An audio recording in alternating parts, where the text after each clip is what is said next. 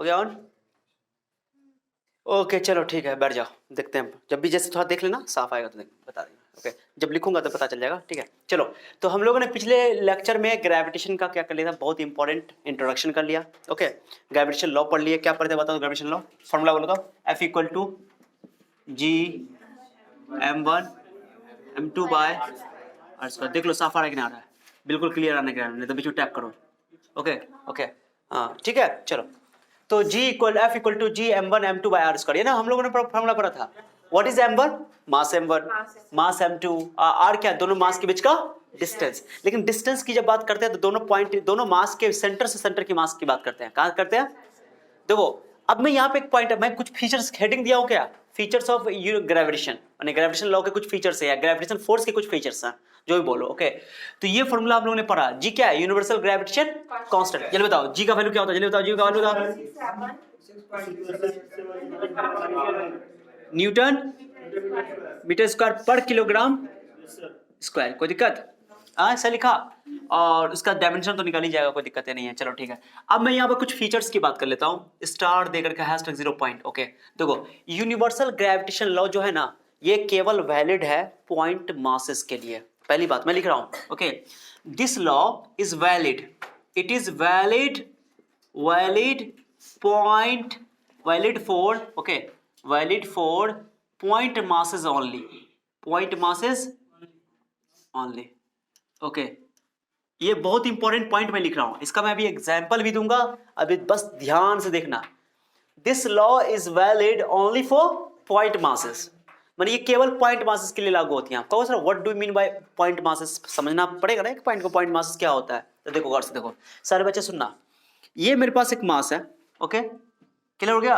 और ये एक मास है, तो दोनों के डिस्टेंस जो हम लोग लेते हैं ना, उनके बीच के क्या लेते हैं डिस्टेंस, उनके सेंटर का सेंटर से डिस्टेंस लेते हैं। What is centre? Centre of mass. कभी भी बात करते हैं तो हम लोग जब भी ग्रेविटेशन लॉ लगाते हैं, यूनिवर्सल ग्रेविटेशन लॉ लगाते हैं, तो उसमें जो डिस्टेंस मेजर करते हैं एक बॉडी का दूसरे बॉडी से, तो उस बॉडी के सेंटर ऑफ मास से डिस्टेंस मेजर करते हैं। कहां से मेजर करते हैं? सेंटर ऑफ मास से डिस्टेंस करते हैं, कवर करते हैं। ठीक है, और ये मान लेते हैं सेंटर ऑफ मास का मतलब क्या होता है कि सारा मास बॉडी का यहाँ पे कंसंट्रेटेड है, ये तो सेंटर में मास कॉन्सेंट्रेटेड है, ये मान के चलते हैं, तभी ये फॉर्मूला लागू होगा। एक और बात, पॉइंट मास हम लोग पहले ही, मैंने पॉइंट ऑब्जेक्ट के बारे में बात किया था स्टार्टिंग में, कि पॉइंट मास हम लोग तब कंसीडर करते हैं कि जब दो बॉडी के बीच का डिस्टेंस, क्या बोला मैंने, दो बॉडी के बीच का distance, okay, much much larger than हो उस बॉडी के साइज से। क्या समझ आया बात को? क्या बोला? अगर इन बॉडी, ये बॉडी कितना बड़ा हो उसका मतलब नहीं है, ये बॉडी के बीच की जो दूरी है वो दूरी बहुत बड़ी है इनके साइज के कंपैरिजन में, तब हम लोग बोल देते हैं कि वो बॉडी क्या है, हमारा पॉइंट मास है। अब मान लो कि ये दीवार और मेरे बीच की दूरी, सोच रहे हो बहुत ज्यादा दूरी नहीं है, 1 मीटर की दूरी होगी। कितने मीटर की दूरी होगी? 1 मीटर की दूरी होगा। मेरा मेरा हाइट 1.2 मीटर। क्या यहाँ पे तुम ये हमको पॉइंट मास मान सकते हो? नहीं मान सकते हो। इस दीवार को पॉइंट मास मान सकते हैं? नहीं मान सकते हैं। पॉइंट मास कंसीडर तभी किया जा सकता है जब ये दूरी, मान लो हम यहाँ से चले गए 50 किलोमीटर दूर यहाँ से, अब इस दीवार के लिए हम क्या हो जाएंगे? Point mass. तो हम पॉइंट मास की तरह ट्रीट किया जा सकता है, क्योंकि यहाँ पर 50 किलोमीटर की दूरी हमारे हाइट के कंपैरिजन में माने बहुत बड़ी वैल्यू है, छोटी वैल्यू नहीं है। क्या समझ रहे हो बोल रहे हैं हम? अरे हम यहाँ से 50 किलोमीटर दूर चले जाए तो हमारे हाइट कितनी है? मेरी हाइट 1.2 1.1, ये ना हाइट होगी मेरी, कितनी होगी मीटर में? यही होगी। या देखो ना हाइट बता देता हूँ, मेरी हाइट कितनी है, देखो मेजर करके बताता हूँ। देखो 1, ए चोट हे इधर घूमना पड़ेगा, 1.5 डंडा है ना, 1.5 कितना होगा? हाँ, 1.5 1 मीटर ही है, एग्जैक्टली 1 मीटर है। कितना मीटर ही है? ओ अल्लाह, ओके कितना मीटर है?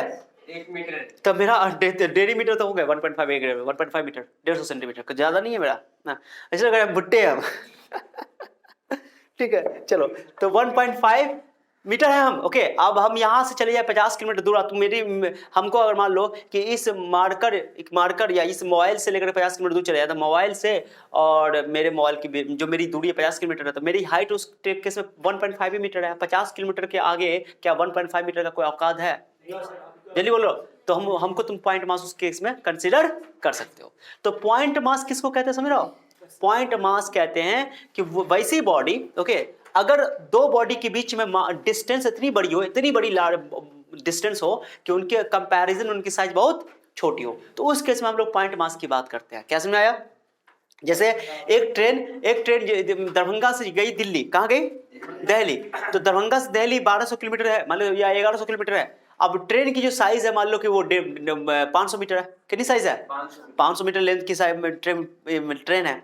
उस केस में हम ट्रेन को पॉइंट मास मान सकते हैं, क्योंकि दिल्ली, क्योंकि 1200 किलोमीटर के कंपैरिजन में 500 मीटर यानी कि 0.5 किलोमीटर कोई मायने नहीं रखता है। तो उस केस में हम ट्रेन को पॉइंट मास मान सकते हैं। क्या मान सकते हैं बच्चा?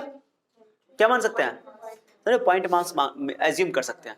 लेकिन अगर मान लो कि ट्रेन हमारा दरभंगा से लड़ियासराय गया, दरभंगा से लड़ियासराय 3 किलोमीटर दूर है। दरभंगा जंक्शन से लड़ियासराय जंक्शन कितना है? 3 किलोमीटर में 500 मीटर का मायने नहीं रखता है। अरे 300 मीटर के कंपैरिजन में 500 मीटर यानी 0.5 किलोमीटर मायने रखता है, नहीं रखता है? हाँ, तो उस केस में हम लोग ट्रेन को पॉइंट मास नहीं मान सकते हैं। तो पॉइंट मास की बात तब होती है ओके जब दो बॉडी के बीच की दूरी मच मच ग्रेटर देन हो उसके साइज से। उसकी साइज बहुत छोटी हो तो उसके समय हम लोग उस बॉडी को पॉइंट की तरह ट्रीट कर देते हैं। क्या एक पॉइंट क्लियर हो गया? So this law, the law of gravitation, okay, universal law of gravitation is valid only for point masses. माने ये पॉइंट मासेस बिंदु कण के लिए, द्रव्यमान कणों के लिए ही लागू होती है। ये जो नियम है ये द्रव्यमान कणों पर ही लागू होती है। क्लियर हो गया? अब सुनो, आपको सर इसका क्या अर्थ है? अब अर्थ बताता हूं। अर्थ कैसे, पॉइंट मास का क्या मतलब है, ये तो मैंने अभी तक थ्योरी बताया बक्का। अब इसका इंपॉर्टेंस क्या है वो इंपॉर्टेंस बताता हूं। पेशेंस रखो, बात नहीं करो बाबू। पॉइंट देखो, ध्यान दो। मेरे पास एक मैं अच्छा एग्जांपल तुमको करवाता हूं, ओके, एक बढ़िया सा एग्जांपल करवाता हूं तो ताकि तुम्हारा क्लियर हो जाए। देखो कि पॉइंट मास का रियल में क्या अर्थ है।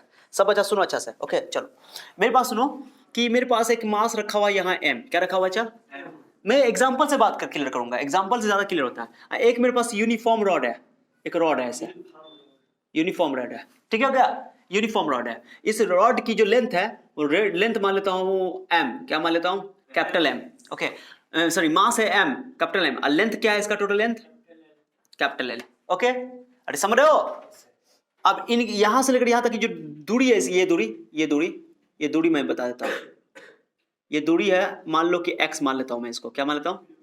ये दूरी क्या मान लेता हूं मैं? x है। माने यहां से इसकी डिस्टेंस कितनी है? और यहां से कितना होगी दूरी? ये तो टोटल लेंथ L हो गया ना। ये लेंथ कितना हुआ? L।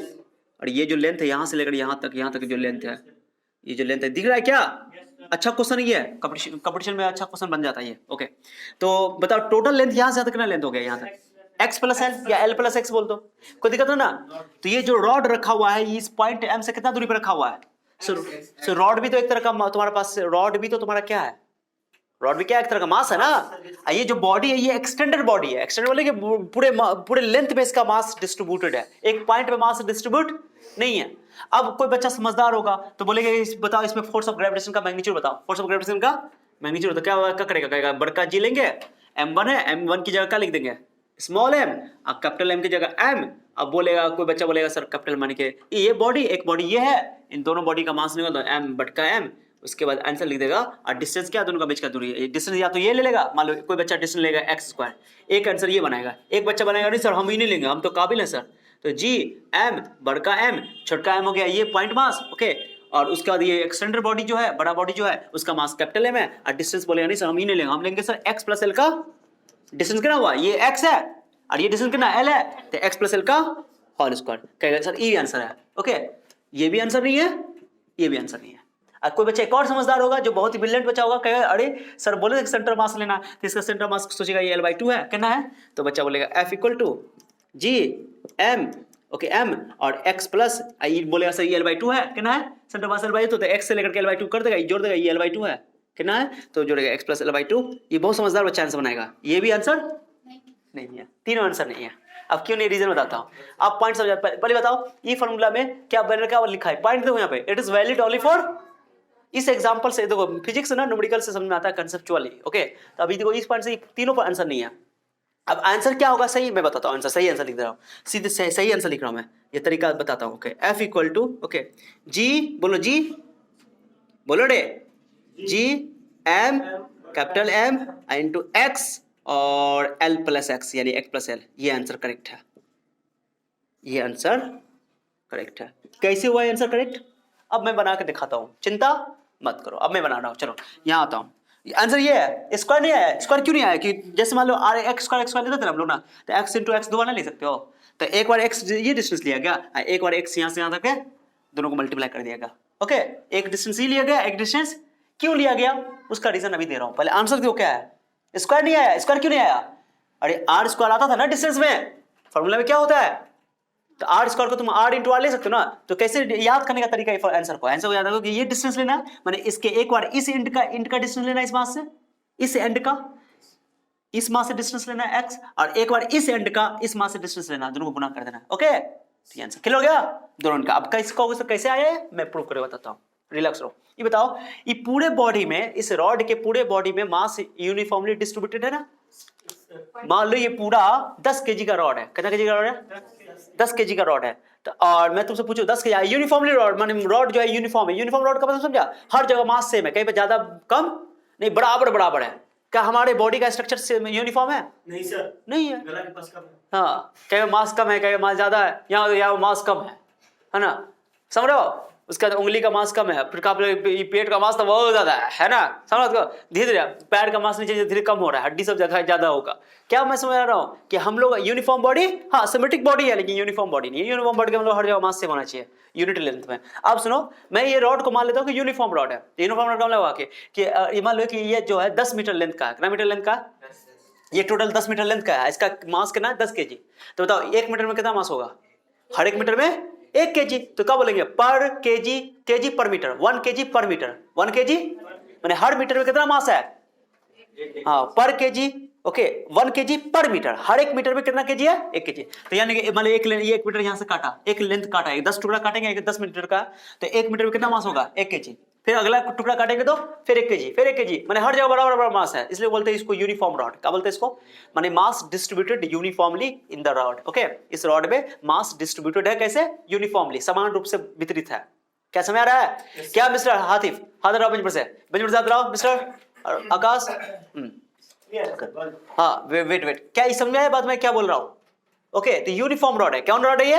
यूनिफॉर्म रॉड है। अब क्या करते हैं बताओ, क्या मास केवल यहीं पर जमा है, सेंटर ऑफ मास पे जमा है? नहीं, ये तो पहले हटाऊंगा मैं। ओके, तो मास यहाँ भी है, यहाँ भी है, यहाँ भी है। तो मान लो ये 1 केजी का मास, इसके लिए 1 केजी का मास के लिए x दूरी हो गई, तो इसका फोर्स ऑफ ग्रेविटेशन कुछ होगा।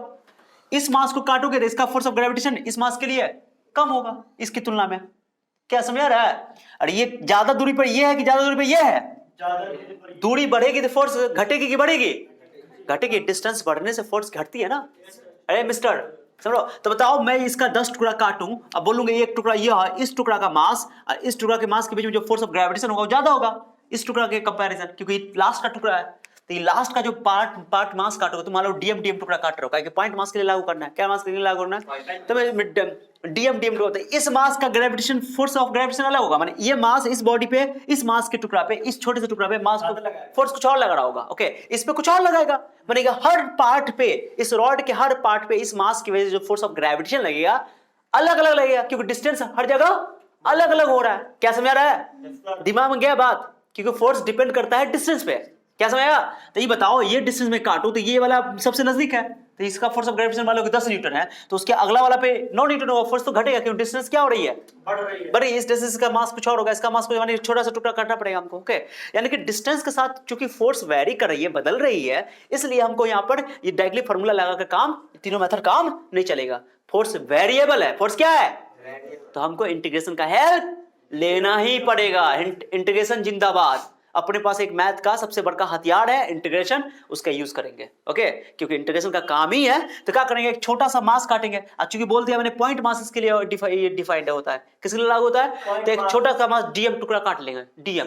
डीएम के लिए फोर्स निकालेंगे, तो छोटा सा एफ निकल जाएगा डीएम, और उसको पकड़ के धो के इंटीग्रेट कर देंगे। धोके कहां से इंटीग्रेट करेंगे? यहाँ पे एक्स का वैल्यू एल है, यहाँ पे x का वैल्यू 0, डिस्टेंस से यहीं से स्टार्ट करोगे, मास से ना काटना शुरू करोगे। यहाँ पर जो यहाँ पर का मास काटोगे डीएम टुकड़ा, तो यहाँ पे x का वैल्यू क्या होगा? 0 से स्टार्ट करेंगे। अरे x का वैल्यू यहाँ पे कितना होगा? 0 x होगा, x का वैल्यू x बोलोगे, डिस्टेंस यहाँ पे x है ना, है 0 नहीं बोलोगे, 0 तो यहाँ से स्टार्ट करेंगे। हाँ, यहाँ पे x का वैल्यू x का बोलोगे। अगला केस में लास्ट में ये तो तुम्हारा इनिशियल वाला बार, फाइनल की बात करो, फाइनल पार्ट काटोगे तो यहाँ पे x का वैल्यू क्या हो जाएगा? x plus l। क्या हो जाएगा? फिर बात समझो, ये वाला मास काटोगे, टुकड़ा यहाँ पर काटोगे ना, एक छोटा सा टुकड़ा यहाँ पर काटोगे ना, टुकड़ा छोटा टुकड़ा, इसका मास मान लो डीएम कितना है, तो इसकी डिस्टेंस कितना है? ये तो x डिस्टेंस x हो गया। लास्ट वाला टुकड़ा काटोगे डीएम यहाँ पे काटोगे, तो ये तो l x प्लस l ना हो जाएगा। तो इंटीग्रेट कहां से कहां तक करेंगे? x से लेकर के x प्लस l तक, x से लेकर के x प्लस एल तक, इंटीग्रेट करके धर के इंटीग्रेट कर देंगे, आंसर आ जाएगा। चलो इंटीग्रेशन का फायदा समझ आ रहा है। अब इंटीग्रेशन का रियल मीनिंग फिजिक्स में ही समझ में आता है, मैथमेटिक्स में समझ में नहीं आता है। रियल मीनिंग यही है। मैथमेटिक्स में तुमको इससे भी अच्छा इंटीग्रेशन से बनाओगे, खूब मैथमेटिकल काम करोगे, लेकिन इंटीग्रेशन का सही कंसेप्ट, सही मतलब फील तभी आता है जब तुम फिजिक्स पढ़ोगे, ठीक है, फिजिक्स में। तो क्या एप्लीकेशन तो यहाँ ना हो रहा है, क्या समझ आया? चलो तो क्या करते हैं, छोटा सा टुकड़ा काटे, डीएम टुकड़ा, तो मान लो कहीं से उठा कर कहीं से भी काट सकते हैं, तब बीच में कहीं पर काट लेते हैं छोटा टुकड़ा, काट दिया, ये छोटा डीएम टुकड़ा काट दिया मैंने। इस डीएम टुकड़ा का वैल्यू लिख दिया डीएम, मास का लिख दिया, और लेंथ कितना लिया इसका, लेंथ कितना लिया, लेंथ बोल नहीं रहे हो, काहे नहीं बोल रहे हो, काहे नहीं बोल रहे हो? और ई डिस्टेंस को बोल देता हूं मैं, ऐसा करता हूं, ये आर ले लेता हूं, बाद में एक्स का वैल्यू आर ले लेता हूं, क्या ले लेता हूं इसका answer, R R R R R R R R R R ले लेता हूं को। सर एक्स एक्स बोल के थका दियो सर। ओके चलो ठीक है, कोई बात नहीं, कोई बात नहीं है साहब, कोई बात नहीं। तो यहां से लेकर डिस्टेंस जो है हमारा, ये डिस्टेंस मैं इसको एक्स बोल रहा हूं, क्या बोल रहा हूं बच्चा, यानी जो डीएम टुकड़ा मैंने काटा ना, छोटा टुकड़ा लिया ना, वो डिस्टेंस यहां से कितना डिस्टेंस है, ये एक्स टुकड़ा कितना डिस्टेंस है बच्चा, लेंथ है, इसकी दूरी कितनी है, हाँ एक्स इसलिए माना, मैं चाहता तो कुछ और भी बात है, एक्स इसलिए माना, बोल किस लिए माना एक्स, क्योंकि एक्स एक्सिस के डायरेक्शन में लिया ना, हॉरिजॉन्टल डायरेक्शन में, इसमें एक्स लिया, वाई भी ले सकते, कोई दिक्कत नहीं है। ओके क्या किसी को दिक्कत? यहां से मैंने जो डीएम टुकड़ा काटा मैंने, वो डीएम टुकड़ा इस मास से एम से कितनी दूरी पर है, एक्स दूरी पर मैंने मान लिया, ठीक है, कोई दिक्कत? ओके अब खाली हमको क्या करना है कि डीएम मास का वैल्यू निकल जाए तो काम अपना बन जाएगा, कॉमन सेंस है। तो डीएम मास का वैल्यू कैसे निकालोगे, क्योंकि ये यहाँ पर रॉड जो है यूनिफॉर्मली डिस्ट्रीब्यूटेड मास है, 1D में है ना, बता देना, जब ये रॉड पे मास डिस्ट्रीब्यूटेड लेमडा यूज करते हैं, लेमडा याद है, मास पर यूनिट लेंथ, ऐसे भी सोचो, ऐसे सोचो, पूरा मास कितना बताओ, पूरे एल लेंथ में कितना मास है बताओ, एल लेंथ में मैं पूछूं, एल लेंथ में कितना मास है बताओ, एल लेंथ में कितना मास है, अरे बोलो ना, एल लेंथ में कितना मास है, एम मास है, तो यूनिट लेंथ में कितना मास होगा, यूनिट लेंथ में एम बाई एल, अरे 10 केजी, मान लो 20 केजी का रॉड है, कितना रेडी का रॉड है, तो 20 केजी का रॉड है, तो बोलेंगे ये बताओ कि 10 मीटर लंबा रॉड है, 20 केजी मास है उसका, 20 केजी मास है और 10 मीटर लंबा रॉड है, बताओ हर मीटर में कितना मास होगा, हर मीटर में 2, 20 को 10 से क्या करना पड़ेगा, मैं तो क्या कि ए यूनिट लेंथ में मास में एम बाई एल हो गया।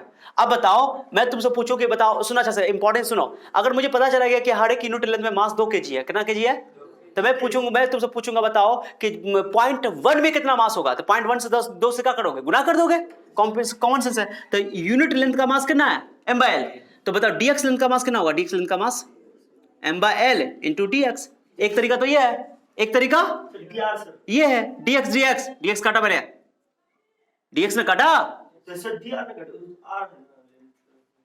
यार, ये आर तो यहां से यहां तक की दूरी है यार, उससे क्या मतलब है, वो तो बाद में आ जाएगा। ये बोले बताओ डीएक्स जो टुकड़ा काटा, मास का एक छोटा सा पार्ट काटना पड़ेगा ना, क्यों काटना पड़ेगा मास का टुकड़ा, क्योंकि डीएम मास काटेंगे तभी तो हम फोर्स ऑफ ग्रेविटेशन निकालेंगे। अब कहीं भी काट सकते हैं, लेकिन जनरली हम लोग बीच में कहीं पर काट लेते हैं और उसको वहां से लिमिट लेकर के इंटीग्रेट कर देंगे, पूरा काम बन जाएगा अपना, चिंता नहीं करो। ओके तो ये बताओ, ऐसे भी निकला हमने लेमडा लिखा था, मास पर यूनिट लेंथ, ऐसे भी लिया था ना रे, और लेमडा का फॉर्मूला ये भी होगा डीएम बाय डीएक्स, क्या पढ़ा था, डीएम बाय डीएक्स, तो लेमडा इक्वल टू क्या होगा, lambda equal to lambda into dx, sorry dm equal to क्या हो जाएगा, लेमडा इंटू डीएक्स, लेमडा का वैल्यू कितना होगा, M by L into dx. ये भी तो तरीका हो गया भाई, तो हुआ, तो मैंने लेमडा की तरीके कंसेप्ट से भी निकाल सकते हो, लेमडा को नया टर्म नहीं नाम दे रहा होता कि तुम लोगों को कंफ्यूजन ना हो, फिर भी मैंने पढ़ाया हुआ है इसको बहुत डिटेल से, कोई बात नहीं है।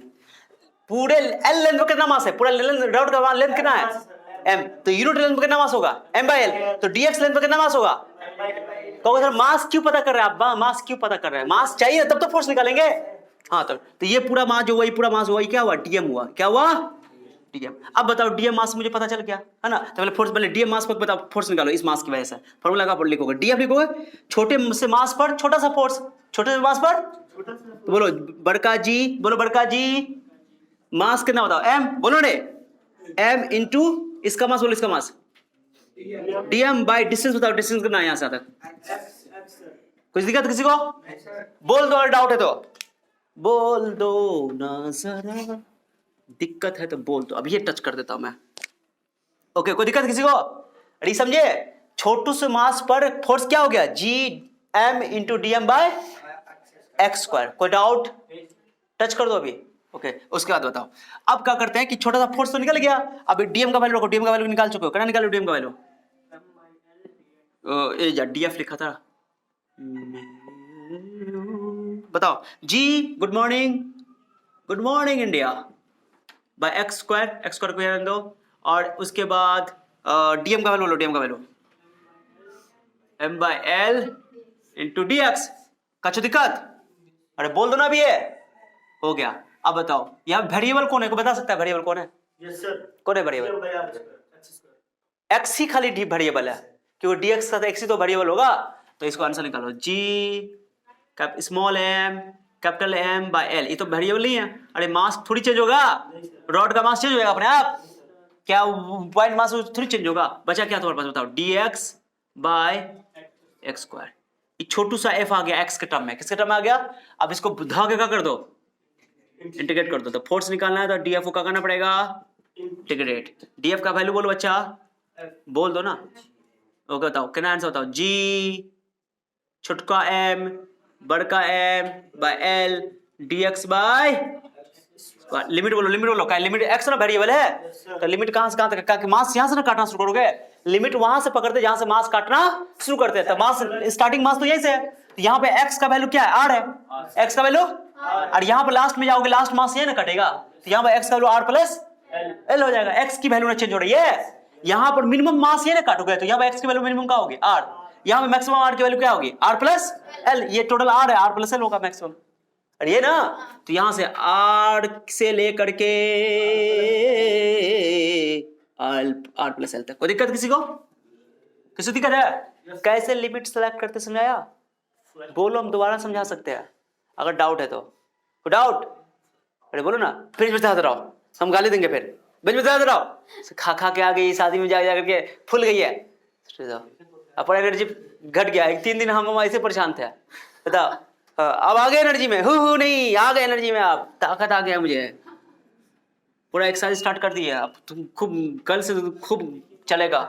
चलिए समझा रहे बात को? Yes sir. बोलो दोबारा रिपीट कर देता हूँ, नहीं समझाया तो। इंटीग्रेशन का पावर ये है। ओके चलो, अब कुछ नहीं करना, कांस्टेंट को निकालो, लास्ट में एक बार और समझा दूंगा, चिंता नहीं करो, ठीक है। अब ई का करे, ई वेरिएबल तो एक्स है ना, नीचे वाला 1/x स्क्वायर का इंटीग्रेशन को बता दो, जो बता देगा एक बार में हम उसके लिए डांस करके दिखाएंगे, 1/x स्क्वायर का, 1/x स्क्वायर का गंगनम स्टाइल। हाँ ये लड़की कर दिया, हम गंगनम स्टाइल डांस कर दिए, सही है। -1/x होता है, 1/x का डिफरेंशिएशन याद करना बहुत जरूरी, नहीं याद कर तो कोई बात नहीं, हम इसको पढ़े जा रहे हैं। इसको हम कभी याद नहीं करते हैं, हम देखो कैसे करते हैं, हमको याद है एक्स स्क्वायर पर। यही तो गलती करते हो, याद करने का मतलब ये नहीं है कि मुंह हिला करके एक्स 1/x करके ये सब नहीं करना है। ऐसे नहीं, कम से कम कॉपी एक बार पढ़ोगे ना यार तो याद रहना चाहिए ना। उसको बोलते हैं मेमोराइज करना, वो बाय हार्ट याद होता है, उसको बोलते हैं मेमोराइज बाय हार्ट। क्या? हाँ वैसे करना कि पढ़ लिख के प्रैक्टिस करना, मुंह हिला के नहीं। हो गया रटनता, रट्टू मार। Okay sir, don't break my heart, समझा? सही है, बता दो, समझे कि नहीं? नीचे से ऊपर ले जाएंगे, ये भी नहीं आता है तो बोलो सुसाइड करते हैं हम यहाँ पे। तो यस सर, क्या भला होगा तुम्हारा, हम मर जाएंगे तो यार, हो सकता है नुकसान ही कहीं हो। ओके अब एक्स का ऊपर एक्स का बड़न लगा दे, क्या होता है इंटीग्रेशन एक्स का बड़न का? चलो बताओ क्या, देखो एक्स का दिख रहा है क्या उसमें? दिख रहा है? ओके चलो ठीक है। तो x का पावर -2 में एक जोड़ेंगे, यहाँ r प्लस एल। किसी दिक्कत? किसी बोल दो अभी, टच कर दो, touch me right now, G small M capital M by L. Okay x का पावर -1 हो गया। आकाश बोल नहीं रही हो, r प्लस एल। कोई दिक्कत किसी को? नहीं सर। ये माइनस है ना नीचे, पहले माइनस बाहर करो, बाहर माइनस करो। मैं एक स्टेप इधर लिख रहा हूँ क्योंकि मेरे जगह नीचे नहीं है। तो जी छोटका एम बड़का एम बाय एल। कोई दिक्कत है? ये 1/x लिख दो, इसको 1/x दिख रहा है लिखा हुआ है बाबू, r प्लस एल। किसी दिक्कत है? अब ई माइनस को हटाएंगे तो लिमिट को चेंज कर दें। मैंने बोला था ना माइनस को हटा दिया करो, लिमिट उल्टा कर दो, नीचे आ रहा हूँ। G small M capital M L. अच्छा बताओ क्या करोगे? पलट दें, 1/x ऐसे रहने देता हूं, कोई तो है जो बात कर रही है, r ऊपर लिख देता हूं, r प्लस एल। जब भी लिमिट आ नेगेटिव आ जाए ना, तो नेगेटिव जब भी रहे ना तो इंटीग्रेशन में नीचे लोअर लिमिट को अपर लिमिट बना दो, अपर लिमिट को इससे काम थोड़ा आसान हो जाता है, नहीं भी करो तो कोई प्रॉब्लम तो अपना से। अब बताओ क्या करते हैं, upper limit minus upper limit by lower limit, मतलब एक्स की जगह लिखोगे 1/r और एक्स की जगह लिखोगे r प्लस, काहे न बोलो हो बउआ, कोई दिक्कत किसी को? चलो नीचे दिख रहा है क्या? ओके चलो एक स्टेप में हो जाएगा, अब अपना काम बन गया, अपना काम बनता, खुश हो जाए जनता। एल्सम बोलो, r into R plus L, नहीं दिख रहा है? कोई बात नहीं है, दिख रहा है क्या? दिख रहा है, दिख रहा है, दिख रहा है, कोई दिक्कत नहीं। r plus L, r plus L, r minus L, कोई दिक्कत किसी को? कोई दिक्कत किसी को? r plus L, r minus R हो गया? क्या कर दे इसको, क्या कर दे, काट दे, काटो ना, बोलो नहीं आकाश। अब ई एल से क्या हो जाएगा, ऊपर एल ना बचा, क्या आंसर है बताओ आकाश? जी स्मॉल एम कैपिटल एम, ये तो एल एल कट गया ना, आर इंटू आर प्लस, मजाक किया था मैं, मजाक किया था, ओ आ गया, या सेम आ गया। क्योंकि इतना लंबा जो भरा है सर, आप मैं तुमको कांसेप्ट दिया हूँ आराम से, 12th में भी यही कांसेप्ट का काम आएगा, इंटीग्रेशन का कैसे यूज, समझ में आ गया? एक बार मैं और समझाता हूँ, पहले इसको नोट करो बढ़िया से, नोट करो पहले बढ़िया से, नोट करो बढ़िया से, वीडियो पॉज करो बाबू, नोट करो, हो गया? क्लियर है? चलो अब साफ दिख रहा है, और हो गया नहीं बाबू ये? तो पहला पॉइंट मैंने क्या लिखा कि जो ग्रेविटेशन लॉ है, यूनिवर्सल ग्रेविटेशन लॉ, वो केवल किसके लिए लागू होता है? पॉइंट मास के लिए। माने ये एक्सटेंडेड बॉडी पे लागू, दो एक्सटेंडेड बॉडी पे लागू नहीं कर सकते हो, इसलिए मैंने ये आंसर भी नहीं हुआ, ये भी आंसर नहीं हुआ, ये भी आंसर नहीं हुआ, ये आंसर हुआ। ठीक है, क्या बोला मैंने? तो इस केस में कभी भी पॉइंट मास ना रहे या एक्सटेंडेड बॉडी रहे, एक्सटेंडेड बॉडी कहते हैं जो लंबाई में रहे, एरिया में रहे, वॉल्यूम में रहे, एक्सटेंडेड बॉडी रहे, ओके, तो उसके लिए हम लोग इंटीग्रेशन का कांसेप्ट इस्तेमाल करते हैं। क्या समझ में आ गया? अब इसमें देखो क्या मैंने लैम्डा भी निकाल सकता हूं, मैंने क्या किया, एक छोटा सा डीएम मास, इस मास से एक्स डिस्टेंस जा करके, एक्स डिस्टेंस दूर जाकर के मैंने एक छोटा सा मास डीएम काटा, उस डीएम का मैंने वैल्यू निकाला m/l इंटू dx। कैसे निकाला? एल टोटल रॉड का लेंथ कितना है? एल है, और टोटल मास कितना है? m है, तो एल लेंथ का मास कितना है? m, तो एक लेंथ का मास कितना होगा? m/l। ऐसे याद रखना, टोटल मास 20 kg है और टोटल लेंथ 10 मीटर है, तो 10 मीटर का मास 20 kg, तो 1 मीटर का 20/2 यानी 2 kg, तो हर एक मीटर में 2 kg होगा भैया m/l। और dx मास का मैंने ये बोली, जो डीएम टुकड़ा काटा कितना लेंथ था? dx टुकड़ा था ना, अरे dx लेंथ ना था वो, तो dx लेंथ का मास, dx लेंथ का कितना मास होगा? तो चूंकि यूनिट लेंथ का मास निकल चुका है m/l, कितना निकला है? यूनिट लेंथ का मास कितना निकला है? dx से गुना कर दो, dm निकल जाएगा कि कितना मास है, ओके, तो m/l into dx dm, okay. अब छोटका dm मास के लिए, m मास के भी जो फोर्स ऑफ ग्रेविटेशन लगेगा, ये dm है, ये m है, तो फोर्स ऑफ ग्रेविटेशन लगेगा, क्योंकि ये भी पॉइंट मास है, ये भी क्या है? पॉइंट मास है, क्योंकि पॉइंट dm में एक छोटा ही मास होता है, तो तुच्छ सा मास होता है, पॉइंट मास है, इसलिए पॉइंट मास के लिए वैलिड है। तो पॉइंट मास मैंने काटा, उसके बाद G M into D M by distance यहाँ से लग रहा है यहाँ तक एक्स स्क्वायर है, आराम से क्या बोलते हैं, मैंने यहाँ से डी एम का वैल्यू उठा के यहाँ रख दिया, M by L into D X, और उसके बाद यहाँ से ई कॉन्स्टेंट है, ई कॉन्स्टेंट है, ई कॉन्स्टेंट, ई कॉन्स्टेंट, वेरिएबल ये दोनों अलग कर दिया, इंटीग्रेशन यहाँ से यहाँ पर एक्स का वैल्यू आर है, यहाँ पर एक्स का वैल्यू आर प्लस एल है, इंटीग्रेट करके काम खत्म कर दिया, आंसर आ गया G M by R into R plus L. कोई दिक्कत? तो ये हो गया, क्लियर हो गया? ये नीचे बोलो का, ये हाँ, तो भाई तो बोला तुमको, तुम लेम्डा का कंसेप्ट लिख सकते हो ना, तुमको ज्यादा समझ नहीं आ रहा है। लेम्डा इक्वल टू क्या पढ़े हो? टोटल मास टोटल लेंथ, एक और क्या पढ़े हो? डीएम बाय, पहले रुक जाओ, एक एम बाय लेम्डा वैल्यू हो गया, चलो रहने दो, इसको रहने दो, एंड एगो लेम्डा का फॉर्मूला क्या बोले, छोटका मास लिखा होगा dm by dx, dx L की जगह डीएक्स है, कोई दिक्कत? तो आप बताओ, क्रॉस गुना करो, डीएम इक्वल टू क्या होगा? क्रॉस गुना करो, लो तुमको समझाने के लिए कर देता हूं, लो, तो dm is equal to lambda dx हो गया, यहाँ से dm equal to lambda dx, lambda का वैल्यू कितना है? ऐसे भी कर सकते हो, जो तुमको समझ में आ जाए, ये भी कर सकते हो, यहाँ रख दो, तो डीएम बराबर लेम्डा डीएक्स हो गया। कोई दिक्कत? आपको डाउट है ना? कई तरीके से पूछ सकते हो मुझे, बता सकते हैं, ओके, हो गया? तो इसको डिलीट करें, इरेज करें, चलो इरेज करते हैं, डिलीट कर दे, देखो मोबाइल चला रहा है, चलो मिटा रहा हूं मैं, इसको नोट करा, नोट कर लो, ठीक है, चलो। तो ये कट कुट के सामने उतारे हो, मैंने गलत आंसर भी उतारना था, ताकि तुमको समझ में रहे कि ऐसा गलती नहीं करना तुम पे, ओके। चलो, तो this law is valid only for point masses, okay. चलो अब दूसरा पॉइंट लिखो, दूसरा पॉइंट में लिखा रहा हूं, सब में एक एक पॉइंट, जिसमें भी हमको लगेगा कि न्यूमेरिकल देख रहे कंसेप्ट क्लियर करना था, न्यूमेरिकल देख रहे कंसेप्ट क्लियर करूंगा, लेकिन करूंगा जरूर, ठीक है, कोशिश रहेगी मेरी पूरी कोशिश रहेगी, ओके। कोशिश करना, वादा कभी ना करना। चलो ओके बच्चा लिखो, पॉइंट लिखो तो दूसरा पॉइंट #02 #02 लिखो इस वाली पॉइंट #02 मैं लिख देता हूं #02 लिखो। Gravitation is a central force. Gravitation is a central force. Central force लिखो पहले इसको अच्छा से, केंद्रीय बल होता है ये central force, central force okay. Gravitation is a central force. कौन फोर्स बाबू? हाँ सेंट्रल फोर्स लिखे। ग्रेविटेशन इज अ, अब इस सेंट्रल फोर्स का मतलब क्या होता है मैं तुमको एग्जाम से समझाता हूँ, एग्जांपल देकर के क्लियर होता है अच्छा सा, ठीक है। Gravitation is a central force, important सुनो अच्छा सा। अब जैसे मान लो तुमको इसका फील तब आएगा, पर सेंट्रल फोर्स सुनो सुनो, सेंट्रल का मतलब क्या हुआ कि जैसे मान लो मास m1 है, ये मास क्या है m2 है, इसका ये सेंटर है, तो डिस्टेंस कहां से कहां मेजर करते हैं, यही फोर्स हो गया, ये डिस्टेंस हो गया, ये डिस्टेंस या सेंटर से सेंटर मेजर करते हो, डिस्टेंस तो बात हो ही गया। अब सेंट्रल फोर्स का मतलब क्या हुआ, जितना मैग्नीट्यूड फोर्स ये लगेगा उतना फोर्स डायरेक्शन अपोजिट होगा, बाद में बात करते हैं। तो ये बताओ कि जो फोर्स है, रिलैक्स होकर समझो, ये जो फोर्स है, ये फोर्स हमेशा किसके अलोंग लगेगा, ऐसा थोड़ी हो सकता है कि ये फोर्स ऐसे लगे तो ये बॉडी तो लग रहा है, ये फोर्स ऐसे लगे, ऐसा हो सकता है कभी ऐसे लगे? फोर्स हमेशा उस लाइन के अलोंग लगेगा। बोलो क्या बोला मैंने, उस लाइन के अलोंग लगेगा जो उसके सेंटर को ज्वाइन करने वाला लाइन होगा। ओके समझ को, this force of gravitation acts always along the line joining the centre of the two bodies. Okay वो दो बिंदु या दो मासेस के सेंटर को मिलाने वाले लाइन सेगमेंट के अलोंग लगेगा हमेशा। कैसे लगेगा फोर्स?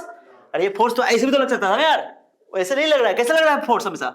दोनों, ये दोनों का लाइन क्या है, ये जो दोनों का लाइन ऑफ एक्शन है, वो लाइन ऑफ एक्शन क्या है, दोनों का लाइन ऑफ एक्शन क्या है, सेम है, एक ही लाइन के अलोंग, एक ही, माने कि एक ऐसा नहीं होगा कि ये इधर लग रहा है ये इधर लग रहा है, ऐसा नहीं है। क्या समझ आ रहा है बात को? दोनों लाइन क्या होगा, दोनों का लाइन ऑफ एक्शन क्या होगा, सेम होगा।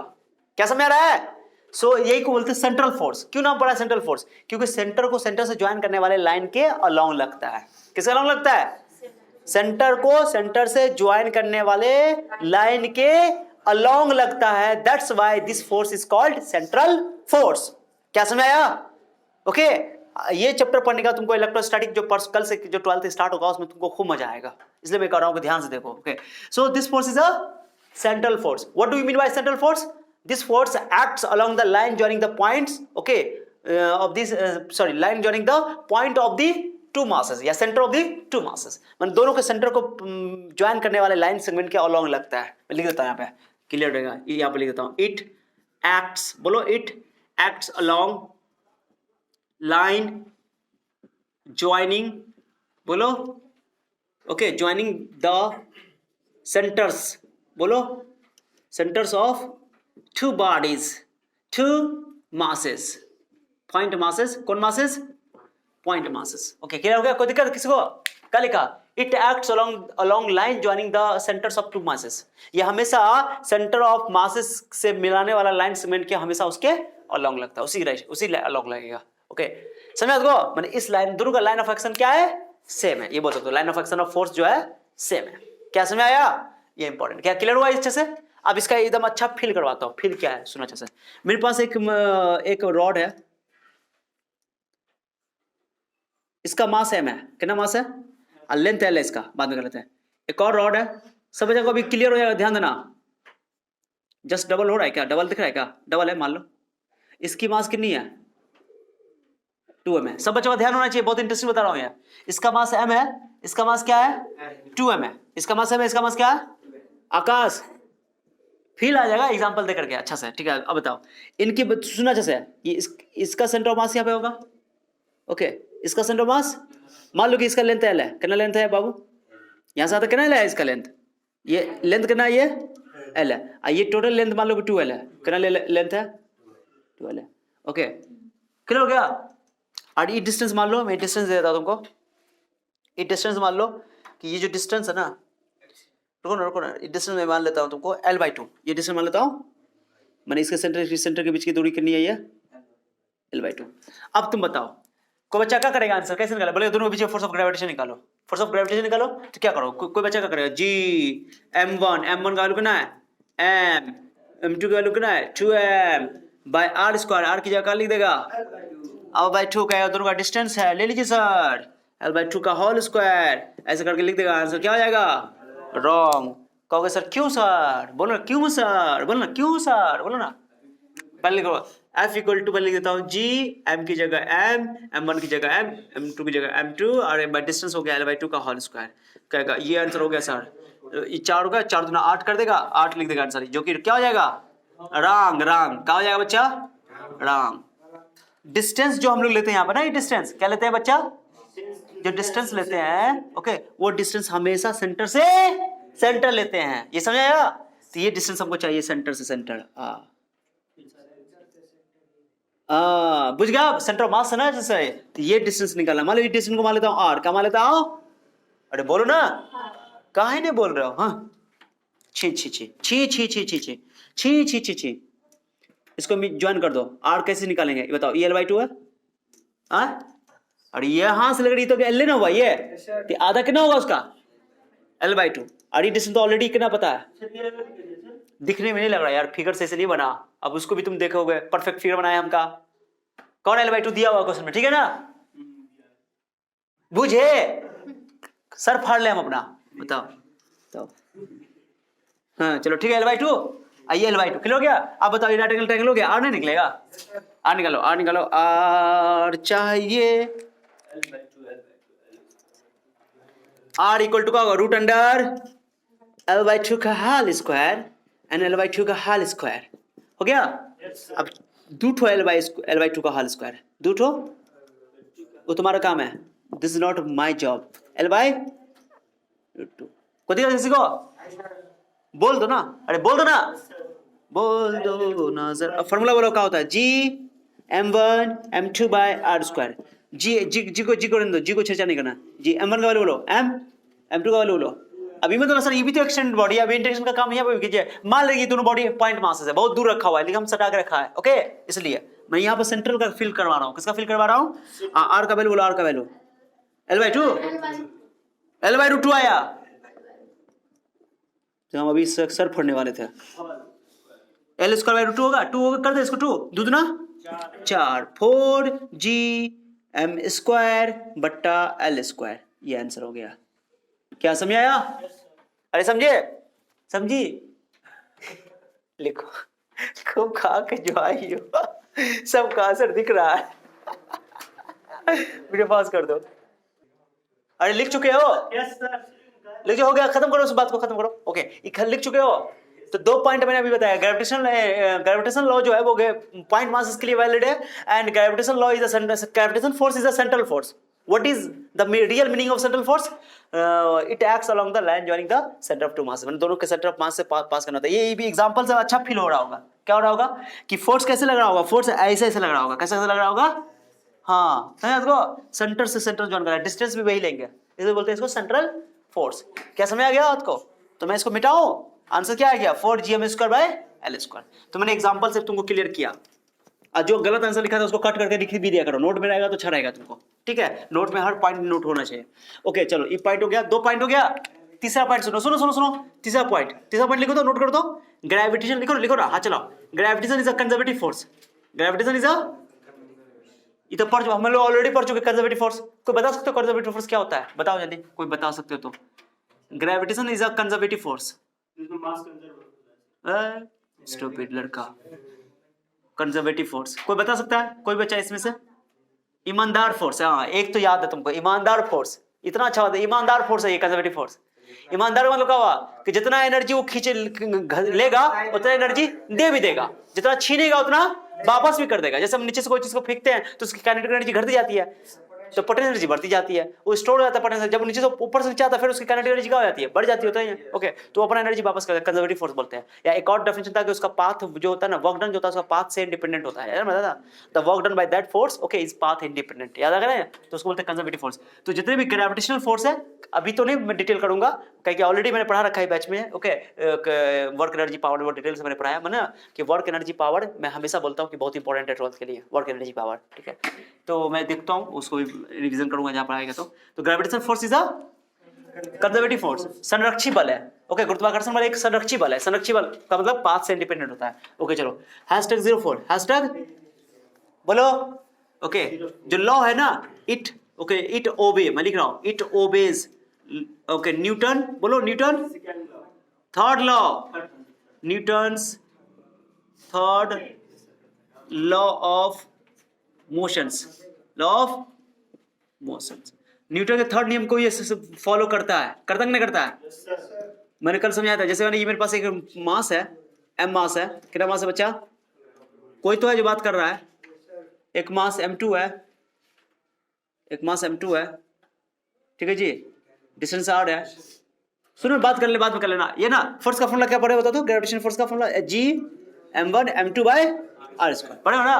अब बताओ, मैंने क्या बोला था कि ये बताओ, ये फोर्स किधर, ये मैं ये डिस्टेंस लिया हूँ, ये डिस्टेंस की बात कर लेंगे बाद में, डिस्टेंस बाद में करें। ये फोर्स इधर लग रहा है, ये फोर्स इसको अट्रैक्ट करेगा। ये फोर्स हमेशा अट्रैक्टिव होता है ना, हमेशा। पहले बताओ, ग्रेविटेशन फोर्स हमेशा मासेस की वजह से लगते हैं। किस वजह से लगते हैं?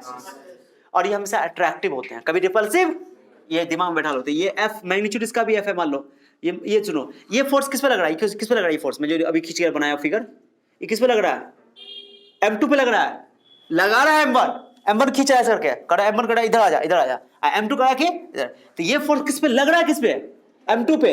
यानी किस लिखा हुआ है? Force on 2 due to 1। Force on, बोलो जल्दी, फोर्स ऑन 2 ड्यू टू 1। 2 पे लगाया गया बल 1 के द्वारा। किसके द्वारा? क्लियर समझा? अब इसको बोलो, इसको क्या बोलोगे?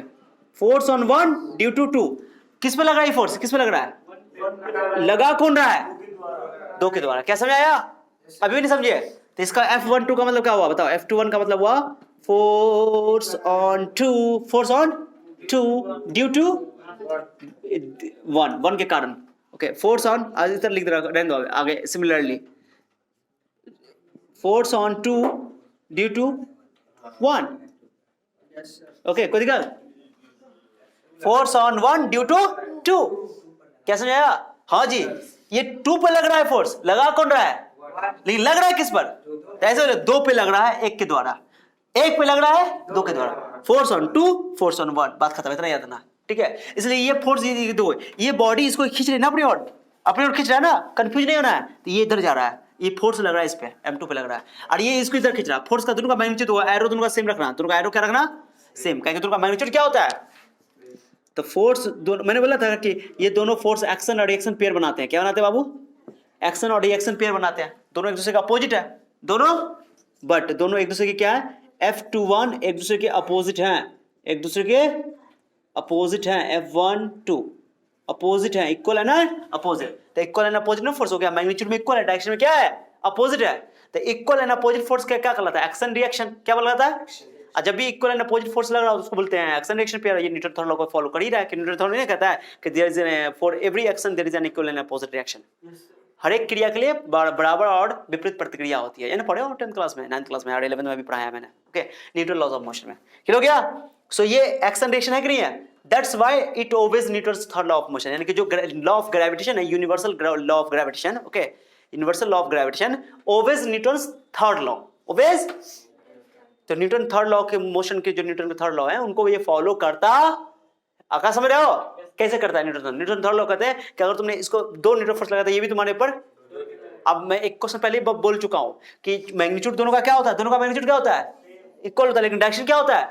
डायरेक्शन अपोजिट, इसलिए नेगेटिव लगाना पड़ा, ठीक है? सो दोनों का डायरेक्शन क्या होता है? अपोजिट है। इक्वल एंड अपोजिट फोर्स जो है वो हमेशा एक्शन और रिएक्शन बनता है, और एक्शन एक एक्शन रिएक्शन 2 अलग डिफरेंट बॉडी पे लगती है, बताया था ना मैंने? तो ये फोर्स इसमें लग रहा है m2 पे, ये फोर्स m1 पे, 2 डिफरेंट बॉडी पे लग रही है, इसलिए ये एक्शन और रिएक्शन पेयर है। क्या बोलोगे? बोलो, पेयर है, जोड़ी है। ओके, क्रिया और प्रतिक्रिया युग्म है, जोड़ा है, ठीक है? तो जोड़ी, इसलिए इसको बोलते हैं कि न्यूटन थर्ड लॉ को ये फॉलो करता है, ओबे करता है, ठीक है? तो जहां भी एक्शन रिएक्शन पेयर बन जाए तो हम समझो कि Newton third law okay follow हो जाएगा। क्लियर हो गया? अब एक और चीज सुनो, तो ये हो गया तुम्हारा न्यूटन थर्ड लॉ को ये ओबे करता है। क्लियर है? ओके चलो, कोई दिक्कत नहीं है दोनों का, लेकिन मैग्नीट्यूड क्या है इसमें बाबू?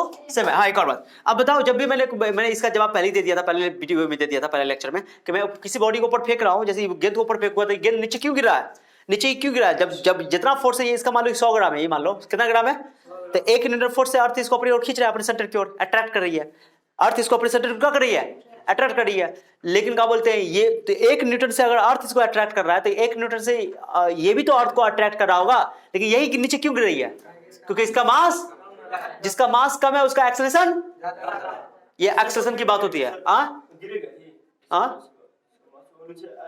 यार उस दिन इतना डिटेल से चर्चा किया था, कितना तुम भूल जाते हो, कैसे भूल जाते हो बताओ। उसमें बात कर रहे हैं, चलो प्लैनेट के बारे में, सैटेलाइट के बारे में। देखो यार मैंने क्या बोला, ये बॉडी का मास बहुत कम है ना, तो मैंने F इक्वल टू क्या बोला था, उसने जवाब दे देंगे। F इक्वल टू क्या होता है? फोर्स। माँ क्या होती है?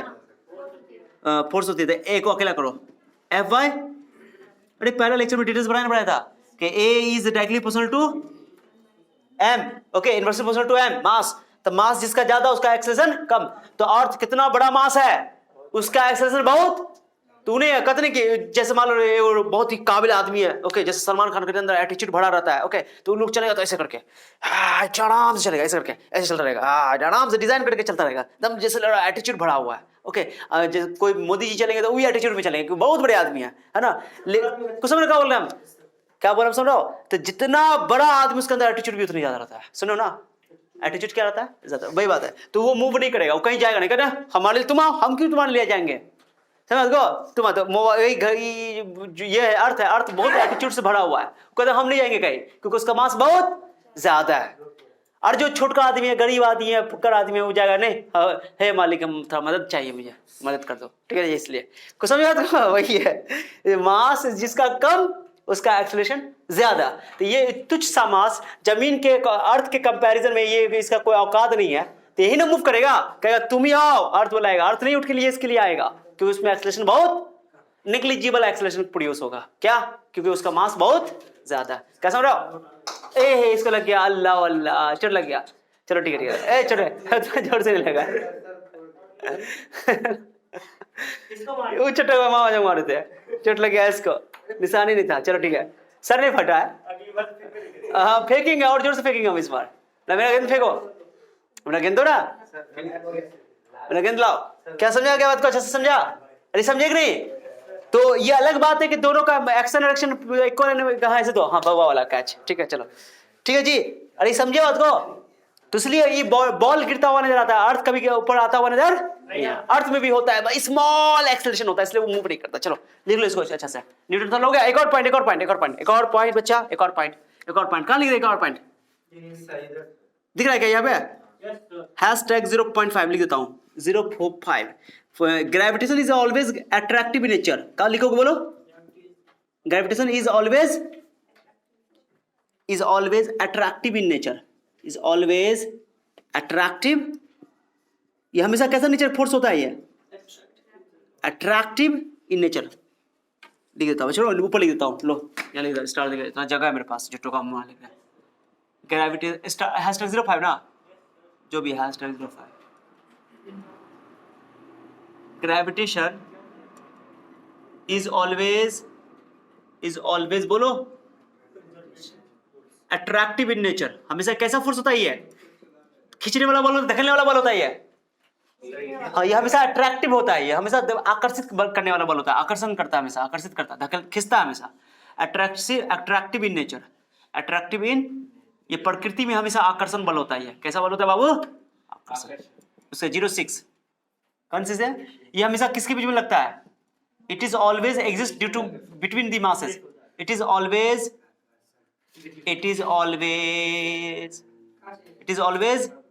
ओके exist between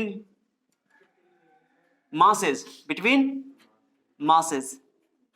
ये हमेशा masses के बीच में लगता है। हैशटैग 0.7, वो तो पॉइंट सब लिखा रहा हूं मैं, okay. It is long range force, it is long range का मतलब कोई बता सकता है क्या? बहुत दूर तक के लिए लागू काम करता है, ये लगता है लॉन्ग रेंज। क्या समझा? दिखाई दे रहा है बाबू? दिख रहा है? It is long range force, long range में समझे? ये फोर्स बहुत दूर तक लगता है। जैसे जमीन के पास तुम अर्थ के करीब, तो अर्थ पे ये फोर्स बहुत ज्यादा लगेगा तुमको, तुम्हारा वेट ज्यादा महसूस होगा। जैसे दूर जाते जाओगे, ऊपर जाते जाओगे, तो ये वेट क्या होता जाएगा? बोलो, वेट कम हो जाएगा। तुमको स्पेस में चले जाओगे, अर्थ से बहुत दूर चले जाओगे, तो तुम्हारा ग्रेविटी क्या हो जाएगा? तुम्हारा करीब बहुत कम हो जाएगा, तुम अपने आप को बहुत हल्का महसूस करोगे। हवा में तैरते रहोगे, बड़ा मजा आएगा हवा में तैरते रहोगे। ओके, लॉन्ग रेंज फोर्स है कि ये फोर्स, लेकिन वहां पर लगने का इसका मतलब नहीं है कि हवा स्पेस में चलेगा तो ये फोर्स नहीं लग रहा है लेकिन बहुत कम लग रहा है, इसलिए ये फोर्स बहुत दूर तक लगता है। कहां तक लगता है? लंबी दूरी के लिए भी फोर्स लागू माने लगती है ये फोर्स, ठीक है, लंबी दूरी के लिए, लॉन्ग रेंज है इसलिए इसको बोलते हैं लॉन्ग रेंज फोर्स। ओके, चलो लिखो इसको, ऑर्डर रेंज भी लिख देंगे इसका, चलो नोट कर लो।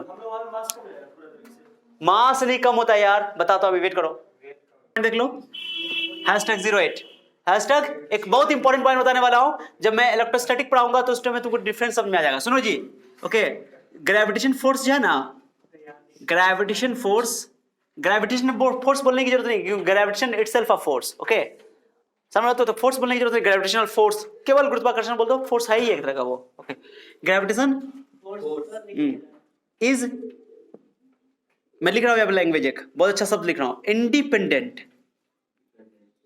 इंडिपेंडेंट ऑफ, पढ़ो तो इसको जोर से पढ़ो ना, मीडियम।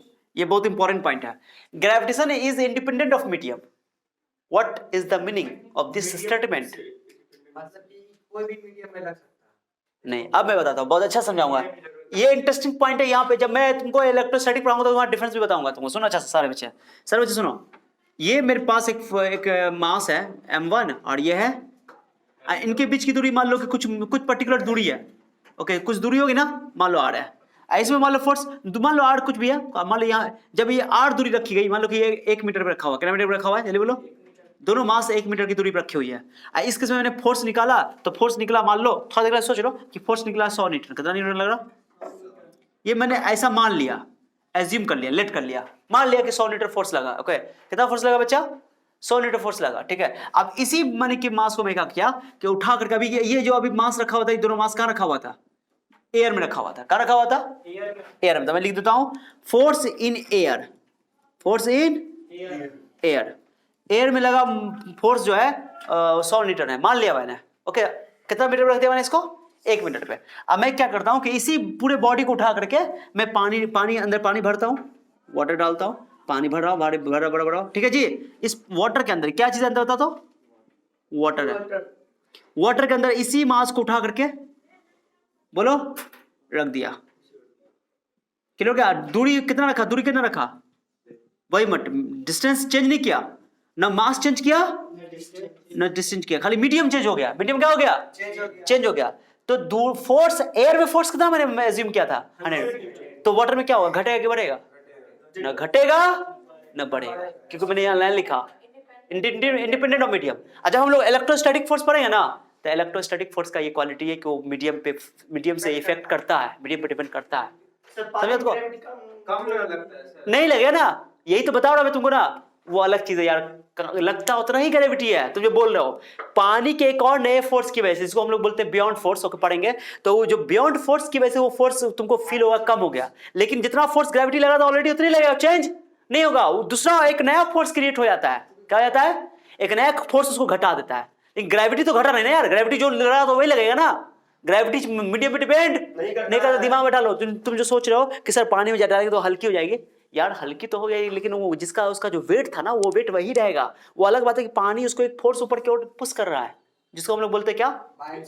बियॉन्ड फोर्स, बायोन फोर्स या बियॉन्ड फोर्स, जिसको प्लावन बल कहते हैं। तो वो नेट फोर्स फिर बाद निकलता है, वेट ना घटा, उसकी जो ग्रेविटी जो लग रही थी, और जितने फोर्स खींच रहा था उतना एक फोर्स खींचेगा, समझा?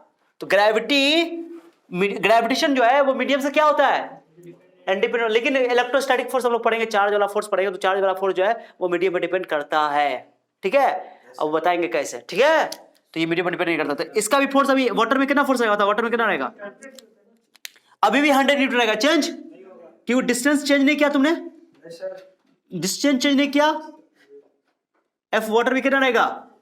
100 न्यूटन रहा, इसलिए एफ एयर, बोलो F air, F water, force in air, force in water is same. Okay, that's why the force of gravitation is independent from medium. medium पे डिपेंड, इसलिए इसको लॉ, अच्छा इसको यूनिवर्सल लॉ ऑफ ग्रेविटेशन क्यों बोलते हैं? क्योंकि दुनिया हर पूरे यूनिवर्स के हर जगह पे लागू होता है, इसलिए। ठीक है, चलो उतारो इसको, नोट करो, वीडियो पॉज करो, नोट करो इसको, इंपॉर्टेंट पॉइंट है। हाँ हो गया जी, ओके चलो देखो बात नहीं करो, देखो मेरे हाथ में है, मार बैठेंगे फिर। ओके, तुम लोग को पिटाई नहीं लगता है, तुम लोग बदमाश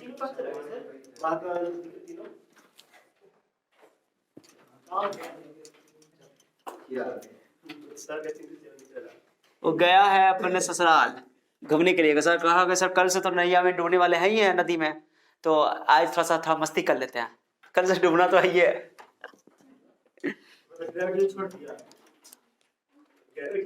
चलो ठीक है, सुनो एक इंपॉर्टेंट पॉइंट में लिख रहा हूं, प्रिंसिपल ऑफ